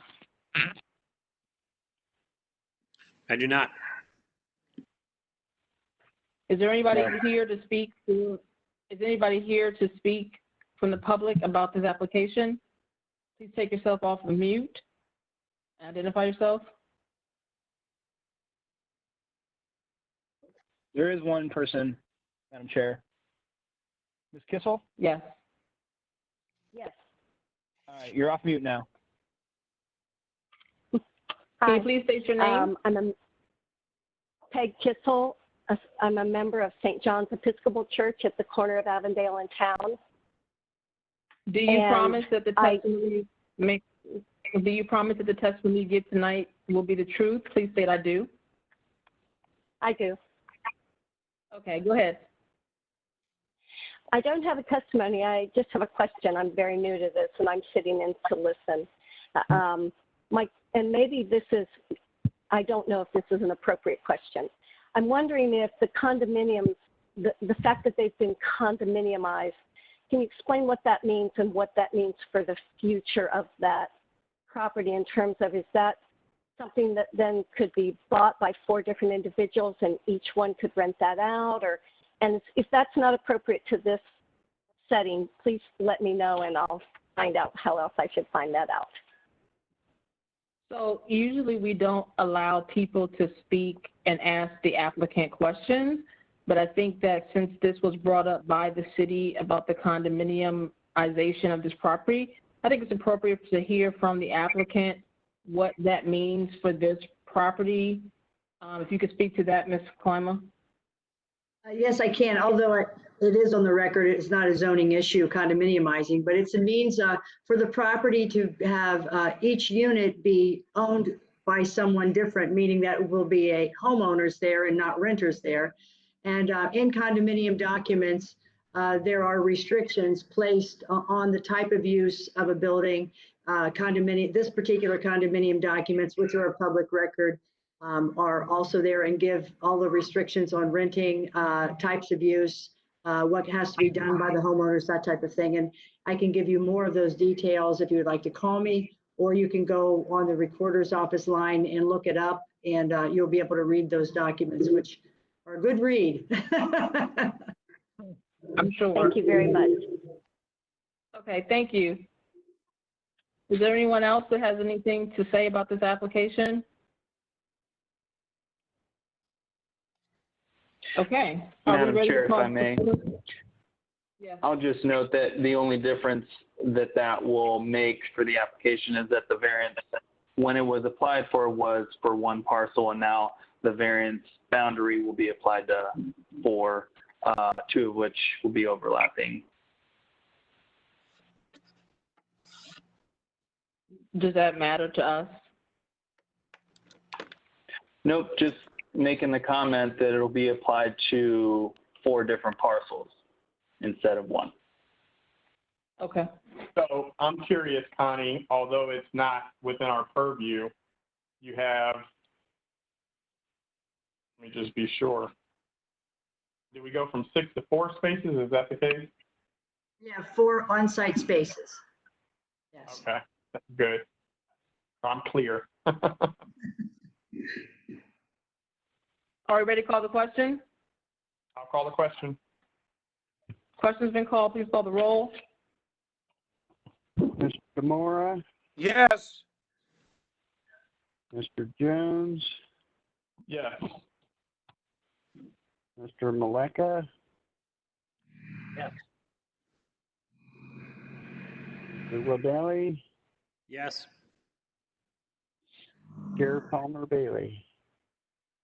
Yes, variance is granted. Thank you. Thanks to all of you. Have a good evening. You too. You too. Case number 9, 5065 to 5081 North Hamilton Road. Will the applicant please unmute yourself and identify yourself, please? Hello, Eric from the law firm of Underhill and Hodge on behalf of the applicant. Can you state your name again, please? It's Eric Zartman. Tell them to go out of speaker. All I hear is buzzing. Yeah. Eric Zartman. A lot of feedback from Did you dial in from your phone? I'm going to do that right now. Thank you. Go ahead and mute your computer. It's muted now.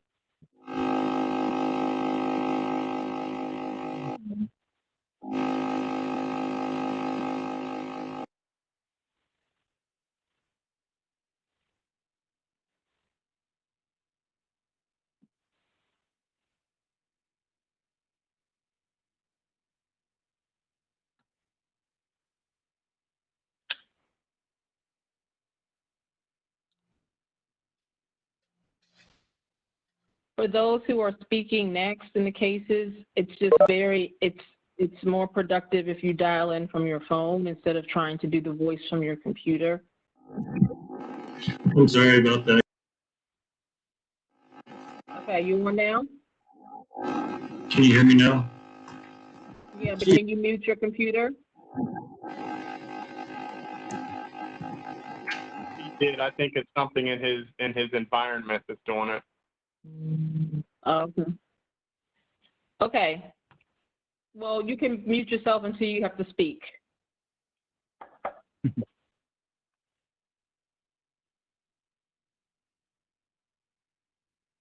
you want, Ms. Palmer, do you want to proceed with the staff report, city staff? Yes, please. Yes, please.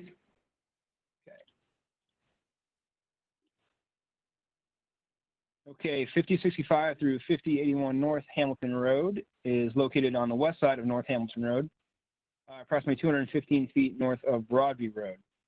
Site is zoned LC4 Limited Commercial and is within Northland Community Council. The site is developed with 2 commercial buildings on a single parcel. The first building is a mix of restaurant and retail. The second is restaurant only. The applicant proposes to split the lot to allow the buildings to be on their own parcel and request variances to reduce the minimum number of required parking spaces from 90 to 71, to allow maneuvering over parcel lines, and to reduce the aisle width for two-way travel from 20 feet to 12 feet. The Northland Plan Volume 2 states that the need to accommodate bicycle and pedestrian transportation facilities in the planning area, and as such, staff requests bicycle parking be included. The Division of Traffic Management states that no additional direct access to North Hamilton Road will be permitted, and the Northland Community Council recommends approval of this request. City staff can recommend approval as the variances being requested are technical and triggered by the lot split. We are recommending 2 conditions: that the applicant provide a cross-access easement from each parcel, and the applicant will provide 9 code-compliant bicycle parking, 4 bike parking spaces for the northern lot, and 5 bike parking spaces for the southern lot. And with that, we'll turn it over to the applicant. Okay, Eric, can you take yourself off of mute? And do you promise that the testimony you give tonight will be the truth? Please state I do. I do. Okay. Do you have anything to add about this application? I'm so sorry.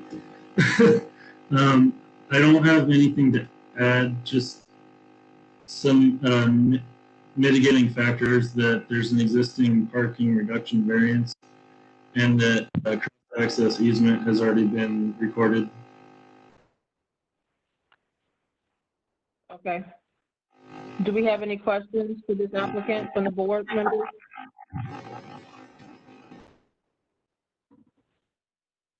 Do we have anybody that would like to speak to this application from the public? David Paul. Okay, David Paul, is that, do you promise that the testimony you give tonight will be the truth? Please state I do. I do.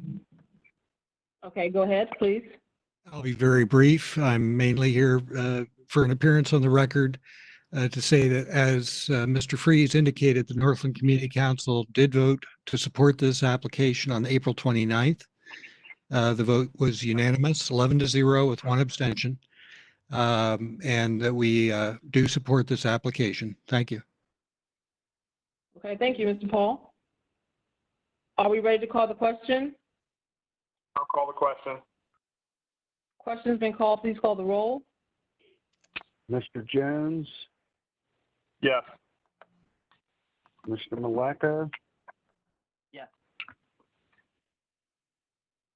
Mr. Wadelli, Yes. Mr. Demora, Yes. Chair Palmer Bailey.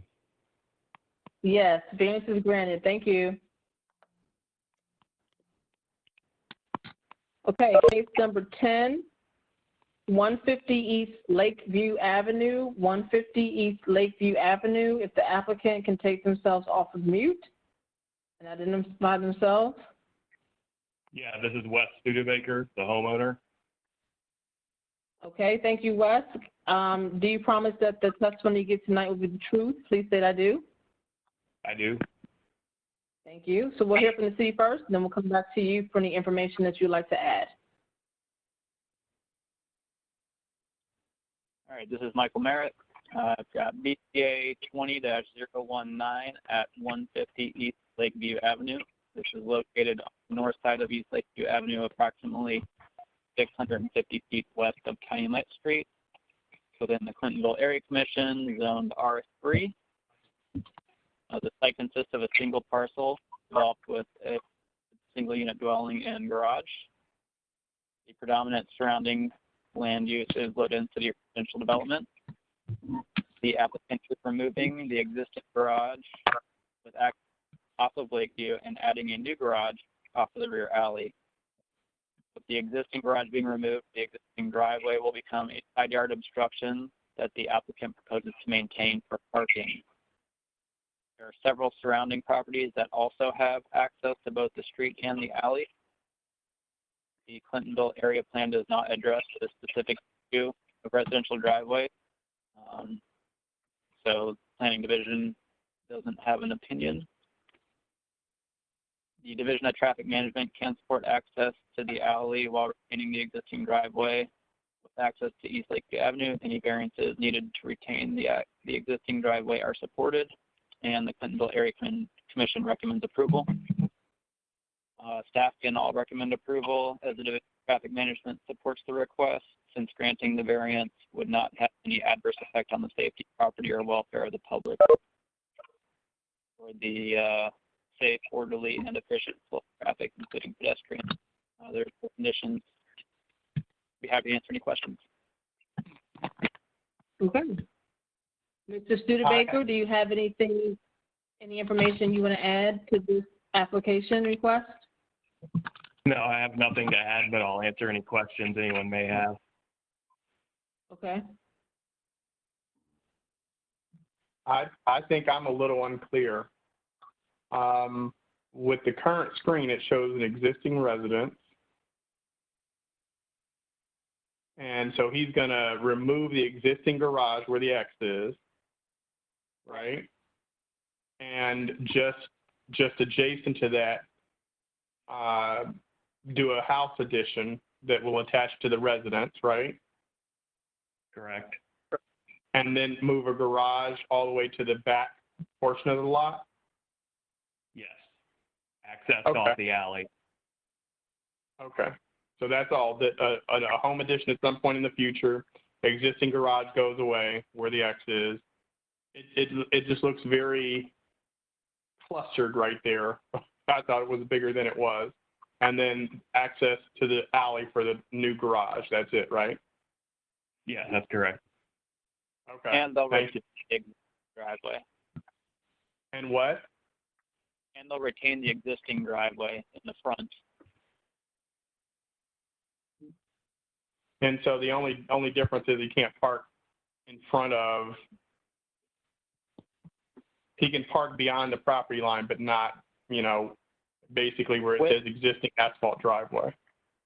With the existing garage being demolished, they would no longer be able to park in that front driveway, and this variance will allow them to do so.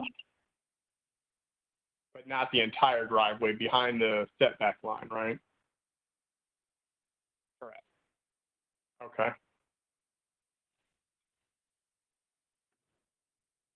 Any other questions? Do we have anybody from the public that wants to speak about this? Okay, are we ready to call the question? I'll call the question. Question's been called. Please call the roll.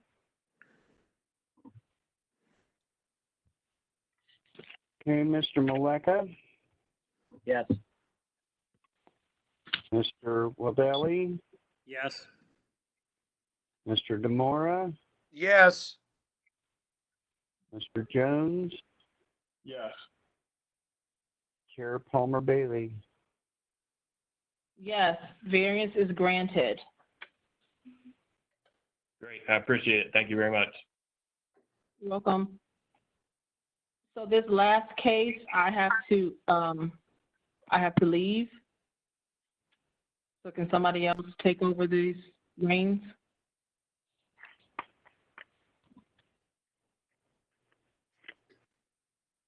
Mike, you're up next, unless you want me to do it. I'm here. I'll do it. Thank you. Thank you. So we are at BZA, case number BZA 20-020, 985 West 6th Avenue. Would the applicant please state your name and take yourself off of mute? Mr. Jones, that case was tabled earlier this evening. We're on case number 12. Thank you. That's okay. BZA case number BZA 19-128 for 184 West 5th Avenue. Would the applicant or their attorney please announce yourself with your name? This is Andy Vogel, architect. Can you hear me?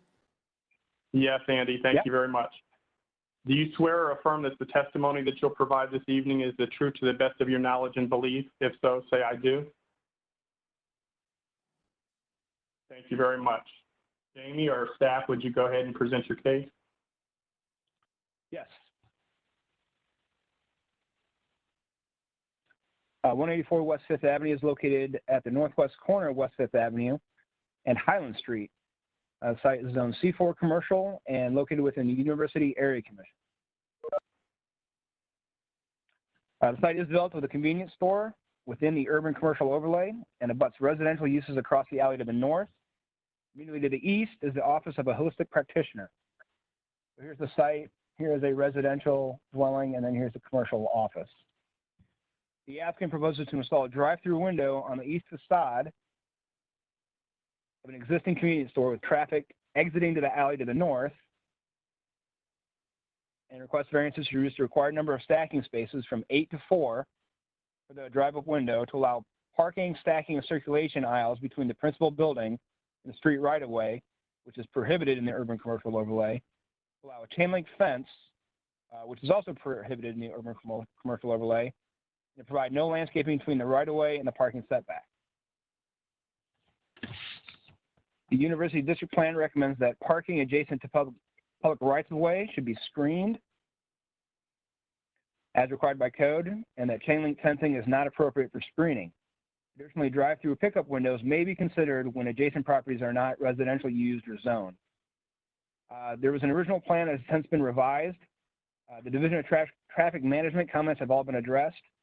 The Division of Traffic Management has no further comments on the subject application. The University Area Commission recommends approval. Staff is recommending disapproval. Proposed variances to parking lot screening are not supported by the University District Plan, although the variances to reduce stacking are now supported by the Division of Traffic Management. It is the overall opinion of city staff that the proposed drive-through window would negatively impact the residential units directly to the north. However, if approved, staff requests the following conditions. Number one, that right-of-way dedication of 50 feet from the center line West 5th Avenue will be required per City Code 4309.17. And with this proposed expansion of uses upon the site, the existing access point to West 5th Avenue will need to be removed. With that, we'll turn it over to the applicant. Okay. You have a recommendation of disapproval from city staff. Would you like to present anything in particular in your case so that we can give it further consideration? Yeah, can you hear me? Mr. Vogel. Okay? Can everyone hear me? Okay. Yeah, we have addressed several of the city's comments. And one of the things Jamie said, we actually have taken away the chain link fence. That is no longer there.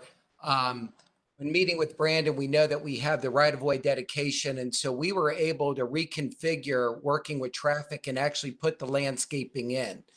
The owner, because his property is on the back, we can't get any queuing behind. The only queuing can occur here. The city, the Denison Township, the university, everyone has been in favor of this. And a lot of the businesses around or some of the other convenience stores, especially with the pandemic, have gone out of business. And this guy is just trying to serve his population. So that is why we're asking for these variances. So just for clarification, you have basically a three-prong approach. You mentioned the city, and it sounds like you've resolved your issues with traffic management, but perhaps not as much with zoning staff. Would that be accurate, Jamie? Well, with planning staff, but yes, you're correct. Okay. So have you done anything other than, it sounds like you want to remove the landscaping and screening request, and you want to remove the chain link fence request, which leaves 3: drive-up stacking, parking and circulation, and there's 2 for landscape screening. Do you want to remove both of those? We are getting some additional landscaping when we do the right-of-way dedication. So we will. So you're not asking for relief from that? That's my question. Correct. We will be providing the landscaping there. So you're only requesting. Those are listed twice because one is a site development standard, and the other one is an urban commercial overlay standard. But it's moot if he's going to be providing it. Okay. So basically, the only 2 that he's applying for are 33.1 or 3312.11 drive-up stacking and 3325.281A. Correct. Okay. And based on those 2 that remain, are you still in recommendation for disapproval, and can you tell me why? Yes, I did have a separate meeting with planning just because they just don't like drive-through windows. It does not work within what they want to do as far as being more pedestrian friendly. But I will say that this pandemic should be changing our minds a little bit. It became a really big need, and the local people support it. And so that is why we're going for this. Okay, thank you. The question was really for staff. Oh, I'm Thank sorry. you for your. I'm sorry. No worries. Well, I mean, as you mentioned, there are 2 things to consider here. One is a university overlay question, which is to allow parking, stacking, and circulation aisles not permitted between the principal building and the street right-of-way line, and then to reduce the required number of stacking spaces. One is, I guess, we defer to the Division of Traffic Management, which is 3312.11. They have signed off on that, whereas planning is still in disapproval of allowing any kind of parking or circulation within the not permitted between the principal building and the street right-of-way. I believe they're holding fast on that and have consistently recommended no. Okay. Brandon, do you have any input? As far as my division goes on the stacking and what we're generally approving on the site plan, we've approved it. My only comment here is really just as it relates to access to West 5th Avenue. So that access is to remain. It has been relocated with conversations with Andy. It will need to be signed a right in, right out. But as shown, traffic management doesn't have any conditions other than the right-of-way dedication, and we are supportive of the plan. Okay. Are there any other questions of the board members? Yeah, can you bring up the site plan again? Which one they're proposing? Sure.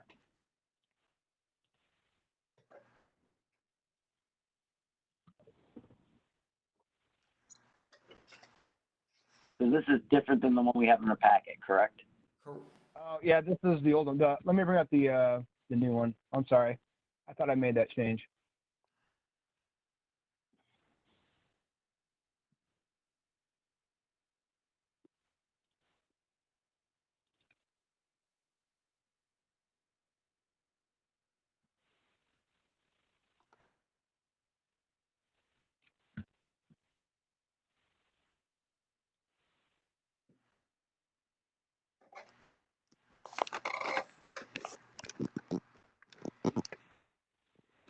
Is this it?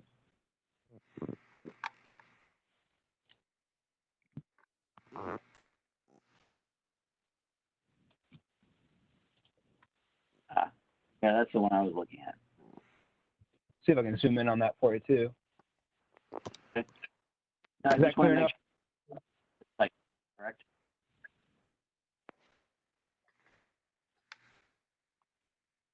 Can you repeat that, David? This is what we're, the site plan. Yes, this is the most up-to-date site plan. That's all. That's all I need to know. I just want to confirm. Okay. Any questions from other board members?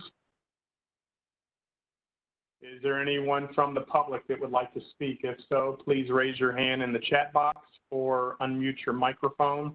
I'll give you 10 seconds to respond.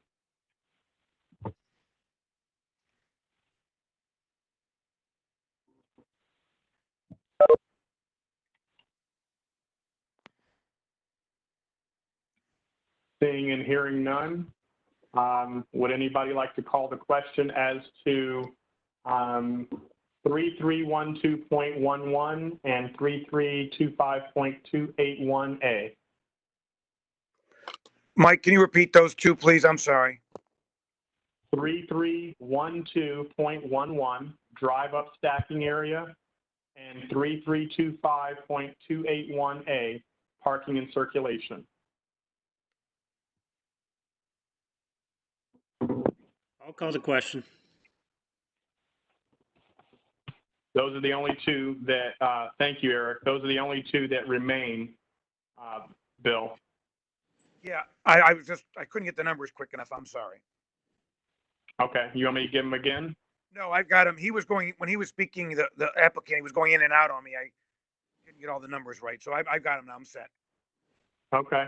The question's been called. Please call the roll.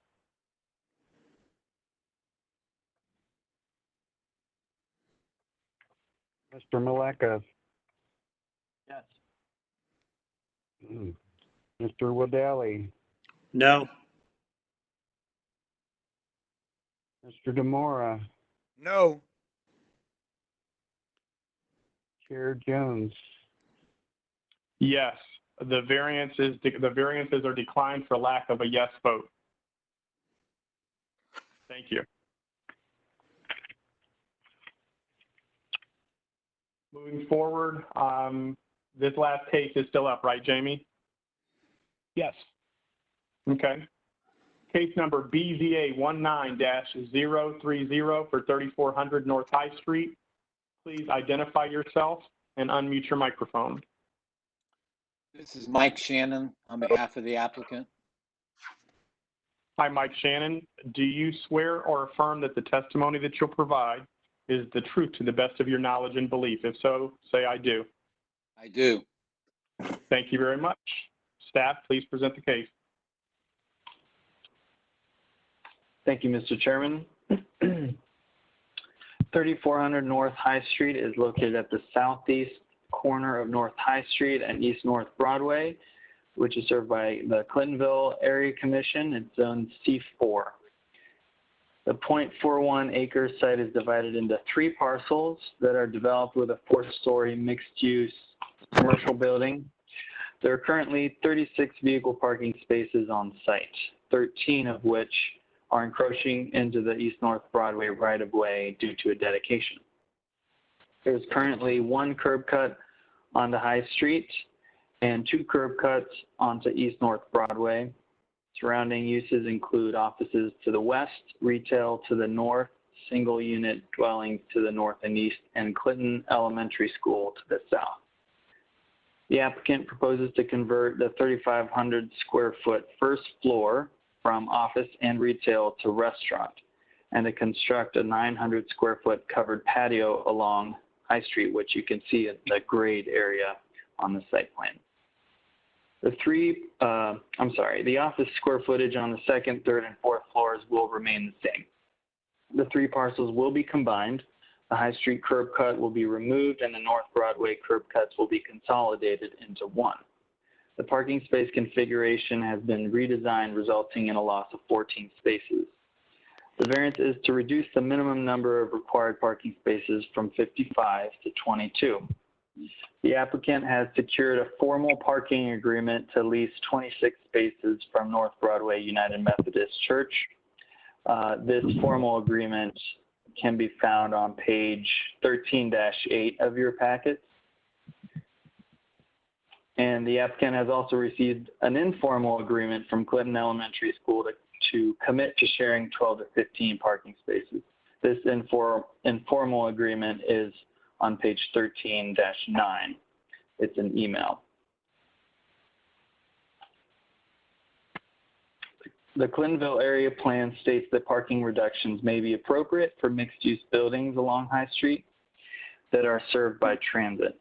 The proposed parking reduction is consistent with the plan's recommendation. Based on the results of the approved parking study for this application and the revised site plan dated May 14th, traffic management can now support the requested parking variance. Clintonville Area Commission recommended approval. The Planning Division has determined that the proposal is consistent with the plan's recommendation for appropriate parking reductions for mixed-use buildings along High Street that are served by transit. Furthermore, traffic management is satisfied with the approved parking study and site configuration. We recommend approval upon the condition that the applicant commit to the stamped site plan. Mr. Chairman. Thank you very much. Jamie, I'll ask you to help me with my memory. Is the only thing that we've approved most recently here the cellular antenna? At this site, correct. Okay. All right. Well, Mr. Shannon, you have the city planning recommendation as well as traffic management, and you have one condition. Are you in agreement with the condition that's being added? Yes, I am. To have the plan stamped? Okay, great. Thank you. Is there anything additional that you'd like to add?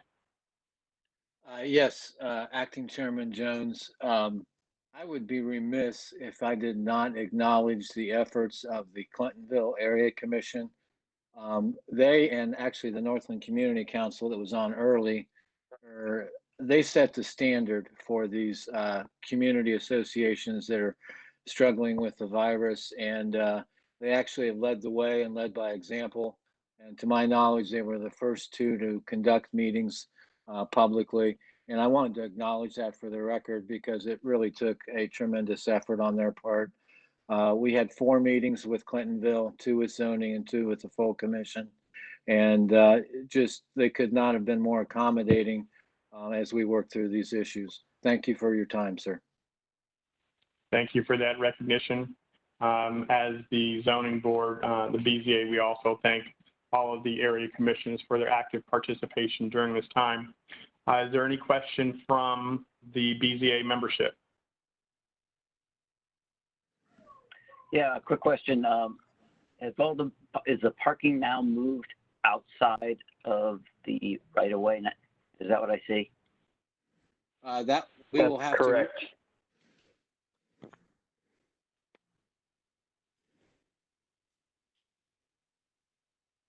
It's now correct.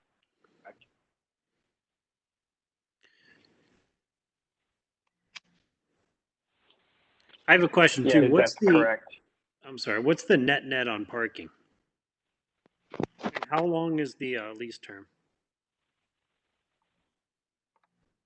Okay. I should preface this with this is one of the most egregious right-of-way dedications impacting a project that I've ever seen. We sought relief from it through right-of-way exemption procedures, but traffic was unyielding. The gentleman who acquired this site, the township had previously transferred the right-of-way to the previous property owner, but that transfer was struck down in a lengthy piece of litigation with the city. So with that as a backdrop, we basically lost 14 spaces due to the take. The delta, and I'm going from memory, guys, I believe it's from 55 to 22. The North Broadway lease is attached. I'm sorry, I forget the duration. I could look it up here in a second, but I believe it gets us, and Phil, please correct me.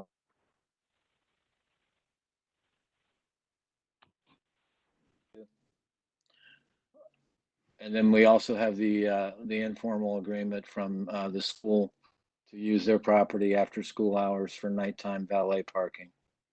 But staff would have to help me out on what the actual delta is.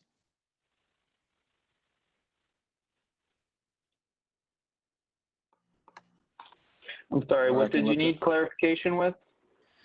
Want to know what the net is on the parking that is currently available versus what this change would mean given the lease, and then what the lease term is on that property. Because, and I'm going to give you an example. Matt the Millers in Grandview, Ohio, had an agreement with the church next door that they could use the parking lot. The church decided at some point they can't, and their business has diminished greatly because there's no available parking. So just Okay, putting the context. the delta is from 55 to 22 that we're providing. Required are 25, and we are providing 55, and we're providing 22. We are getting 26 spaces from the church, as well as the 12 to 15 from the school. But I would add, and Brandon can correct me if I'm wrong, but as you saw in previous BZA meetings, they now require a parking analysis for the availability of on-street parking. And the sheer availability of on-street parking in proximity of this site, documented to the satisfaction of the city, was enough substantiation that the variance was approvable. The leases were icing on the cake, if you will, based on what you've required historically. We thought it best to secure spaces within 500 feet. And this has been a labor of love that's gone on for a couple of years. And we'd, for those reasons, hope that you see the hardship that was not self-inflicted. Jamie, will you pull back up the map so I can see where this property is located? Sure. And there is a Kroger's catty corner to this, correct? Yes. Yeah, Kroger's to the northwest with plenty of parking. Okay. And you can see where the right of way is being. It would be taken direction because you single family homes, they would lose. That was not compelling enough for the division of traffic. And I'm sorry to harp on it, but it's really behind it, given all the other things that are going on right now with the restaurant industry.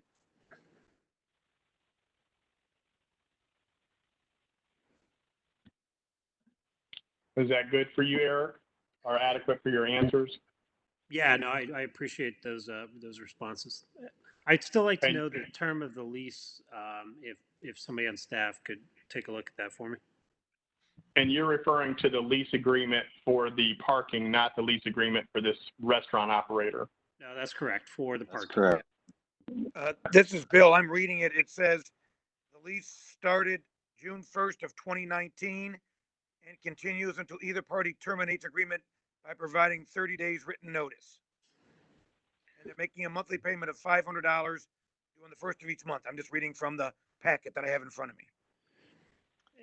Thanks, Bill, and I appreciate that. That to me is a bit concerning that it can be terminated at any time, given the fact that you're going to build a restaurant, you got businesses, and you're scaling down on parking without a long-term lease in place. So I'll put that out there. Just I was hoping the alternative. I think we've demonstrated our good faith to the church by paying $500 a month since June of 2019. And based on discussions I've had with the church as well as my client, there is an ongoing long-term relationship. And they've benefited to the detriment of my client for almost a year now. That's $6,000 he's paid without having the ability to use the lot. So if they were to terminate now, we'd take appropriate action and secure additional parking. Again, this parking variance is justified by the on-street parking analysis we did without the lease spaces in question. I appreciate that, Mr. Shannon. I'm just giving you my concerns. So understand. I hear you, but I'm down a member, and I can't afford a 2-2 vote here. So if anybody else, and actually I'm pitch hitting for Eric, whose microphone was driving me nuts. But Eric actually handled this case, and I'll pull his rear end up here if I'm going to lose, and let him take the lead. But I'm trying to be respectful, sir. This is a very, very important business matter for my client, and he has gone through more hurdles than Nehemiah Johnson. Look it up.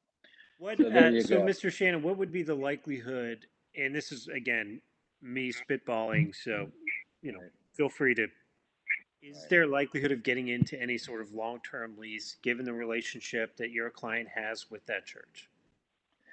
I'd say it's more probable than not. If they knew that we needed a term on the lease of a finite duration, they probably would accommodate us. And it's a good neighbor agreement. This gentleman's been working on this restaurant. He had to get a liquor option pass first because of the proximity to the school and the church. And the church was actually supportive of it. So he's developed a good long-term relationship and has been well received by the Clintonville area. I appreciate that. Thank you. Eric, I'm going to add one thing, and again, Jamie, I'm going to tax your memory here. At some point, we stopped considering or requiring leases. Is that correct? Yes, that is correct. They're completely unenforceable. We don't keep track of them. But as Mr. Shannon said, it's icing on the cake as far as, you know, they've done what transportation's asked for them. And I think they're going above and beyond with securing any kind of parking lease agreement. I agree, and I just wanted Eric to understand that we've kind of gone down that path for many years of requiring leases. And I think that the city attorney might have even said, you know, probably not the best path to go because we can't enforce it. There's no, and that's kind of why I asked some of the historical questions. Have we had a zoning variance on this before other than the cell phone antenna? So as of most recent times, we have not really looked at leases, just kind of in a good faith effort, but beyond that, not really, and then kind of rely upon traffic studies that exist that say there is adequate parking on street that is public parking in combination with if they have some kind of an informal agreement that only adds icing to the cake, just to give you some historical perspective. No, and I do appreciate that, Mike. Thank you. What I am concerned about, and I understand that there is adequate parking and that there is not any enforceability of a long-term lease. I still worry about losing, because parking in that area is generally a problem. So I appreciate traffic. I appreciate your words, Mike. I'm just trying to figure it out. So thank you. Absolutely. Chairman Jones, Bill, I was going to say, as a normal guy who has problems with parking, I mean, I read these things over the weekend because I try to get stuff done ahead of time. And I'm looking that the guy had a 36 spot site and parking took half of it away for what Mr. Shannon called huge taking by from right of way. And had he not lost 12 spots, 14 spots, had he not lost 14 spots, I mean, you have 36, and then obviously with both leases that, you know, sometimes I don't buy into as well, except when I read this one, the fact that, as Mr. Shannon said, that the guy's been paying $500 a month for almost a year now. You know, I just think that, you know, and I'm the guy that hates to get parking variances, but I think in this case, I mean, the city took half the guy's lot, and it's not his fault. Thank you. Thank you very much. And Mr. Maleka, any questions or concerns from you? I'm good. I feel good about it. Thank you. Is there anyone from the community that would like to speak or be heard on this matter? If so, please add your note to the chat box or unmute your mic and acknowledge yourself, please. I'll give you 10 seconds.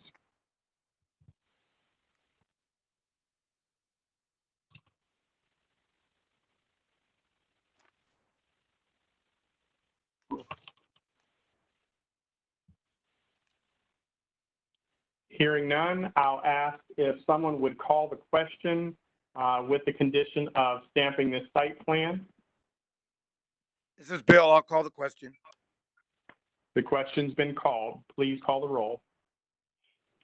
Mr. Wildaly, You're going to kick it off with me?